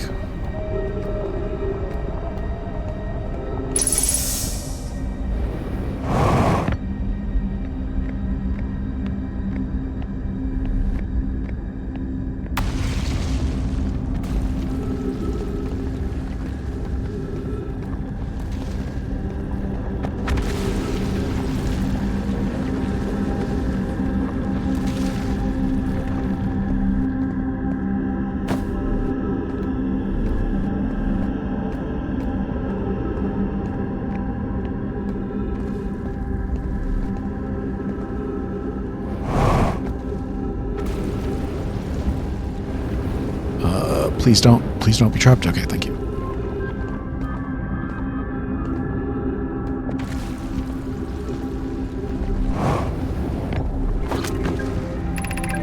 I imagine I've made things hard on Poke again. This in turn means that I've made things difficult for her sister. If Poke and I are oil and water, Clary is our emulsifier. She certainly makes us a better team than would mixing through shaking, although sometimes I would like to shake Poke. Jokes aside, I suppose my own fear of never finding the eye prompted my argument with Poke. That would be immature of me. I should apologize, at least to Clary, who could then tell Poke.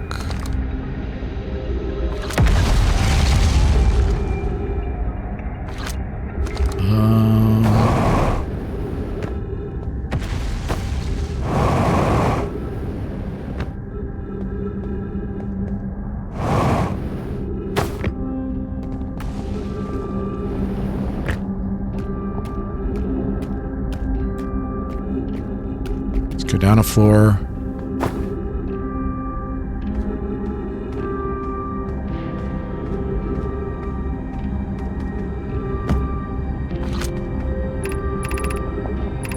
This is Eye Shrine. This is Meltwater.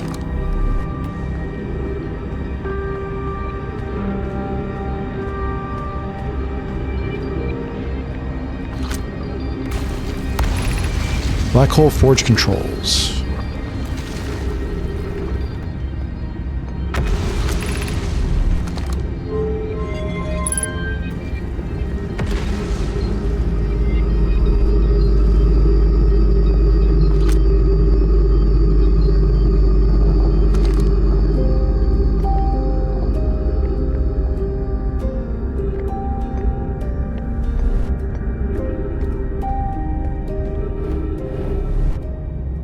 Hello?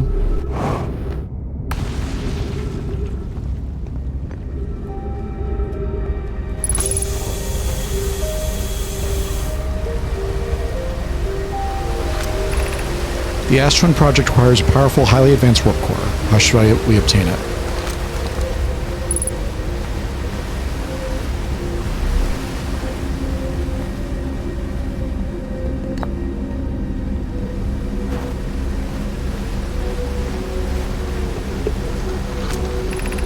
We could craft a new advanced warp core inspired by the vessel's warp core. I'd very much like to craft such a powerful core. More relevantly, I believe the Black Hole Forge crew and I could recreate the basic design. Abandoning the vessel's warp core and its casing means losing valuable knowledge. This is true, however, it's knowledge we have little hope of recovering. It would be best to relearn, I think. The greatest challenge here, I think, is we don't have the design for such a powerful core, or any of the original crafters of the vessel's core. No, but Poke was apprenticed by a Nona who created the original design, and our Black Hole Forge is adept at crafting simpler cores. I believe I can be of use here. The vessel's warp core was created before my time, but Anona explained many of its designs to me. This is the safest path for our clan. Is the safest path the best one? Our goal is worth risk. Is it, though? We've tried for so long to find something that I and others now believe might be impossible to find. If the search for the eye is a futile one, we should choose the option with the least potential for harm.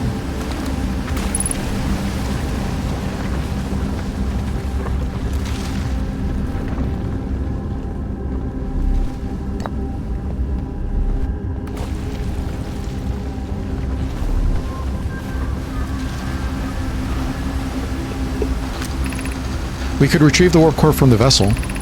The vessel's warp core is broken. At best, recall the present when the vessel crashed that it sustained lethal injuries. There is no guaranteed reward for this risk. Perhaps we could still repair it. My grandmother told me there was little time to assess the nature or extent of the damage.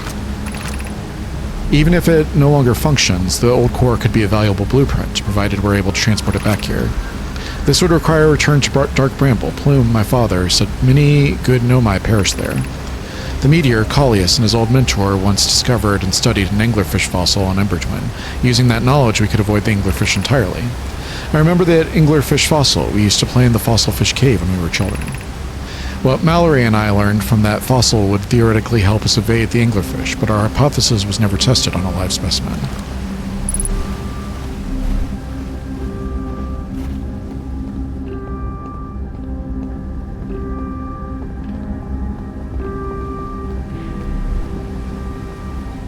Am I going the right way? Can't even tell anymore.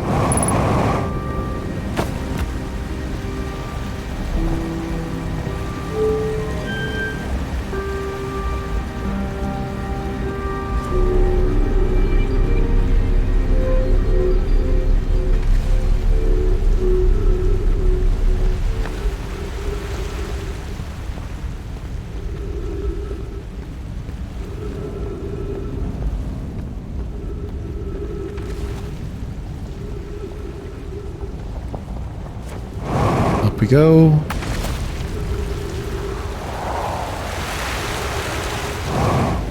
Back at the North Pole? Yeah.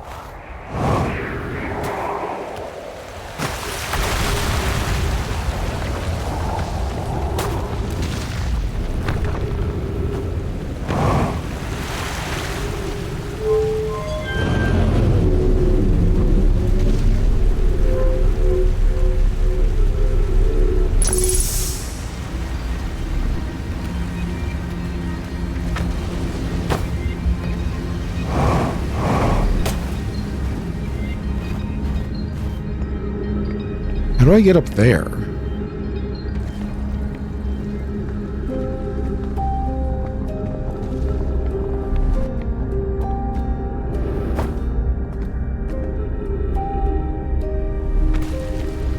Can I catch a ride? I might be able to catch a ride.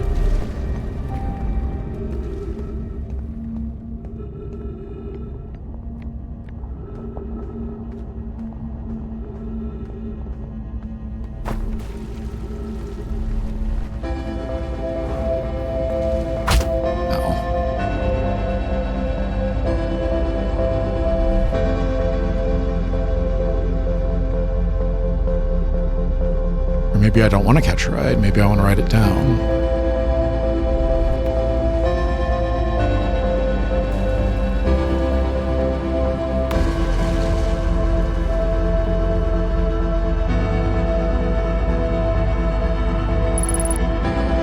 Oh.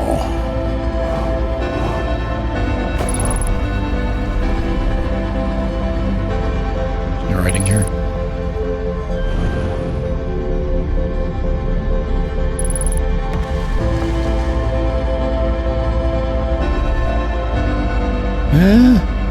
There's a scroll, but there's no reader.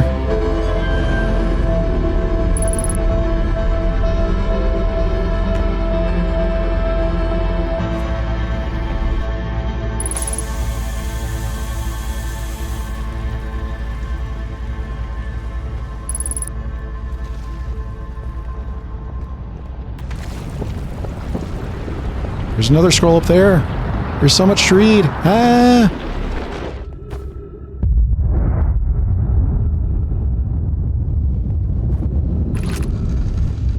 Explanation of festivals. All the Nomai clans from all over the universe meet in one place to share what they've learned is in science and art. It's called the festival. Don't forget, festivals happen every 10 years. At some festivals, one clan's big discovery can mean,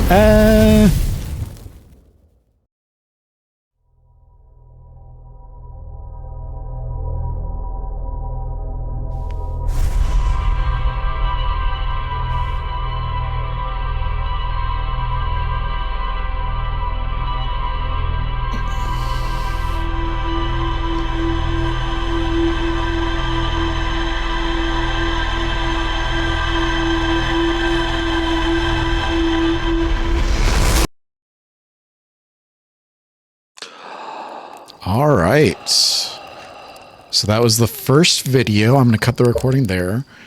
I forgot how cool this game was. There's so many like cool little things you can do, like the gravity crystals and the text and all of that. I'm going to take a quick break. I forgot how much cool stuff there is in this game. I forgot about like the gravity crystals and being able to walk on walls. I remembered the ship's log because that was one of the things that like I was staring at it for so long. Like, do I have more that I can do here? Or is there more I can do here? But like being able to use the jetpack to get onto the quantum shard or whatever it was. That was really cool. Being able to use the stereoscope to look at different planets and find different people. That was really cool. There's just a lot of like really cool like stuff in this game. I'm really enjoying it so far. I'm really liking being back here. The movement feels good. Like it feels familiar. And I've forgotten so much of the game that like the Nomai and all that stuff is super interesting. So I hope that you guys are enjoying it. I'll be back in the next video with some more. Thank you, as always, for joining me for another night of Strange and Scary Games. I love you. I will see you in the next video. Good night.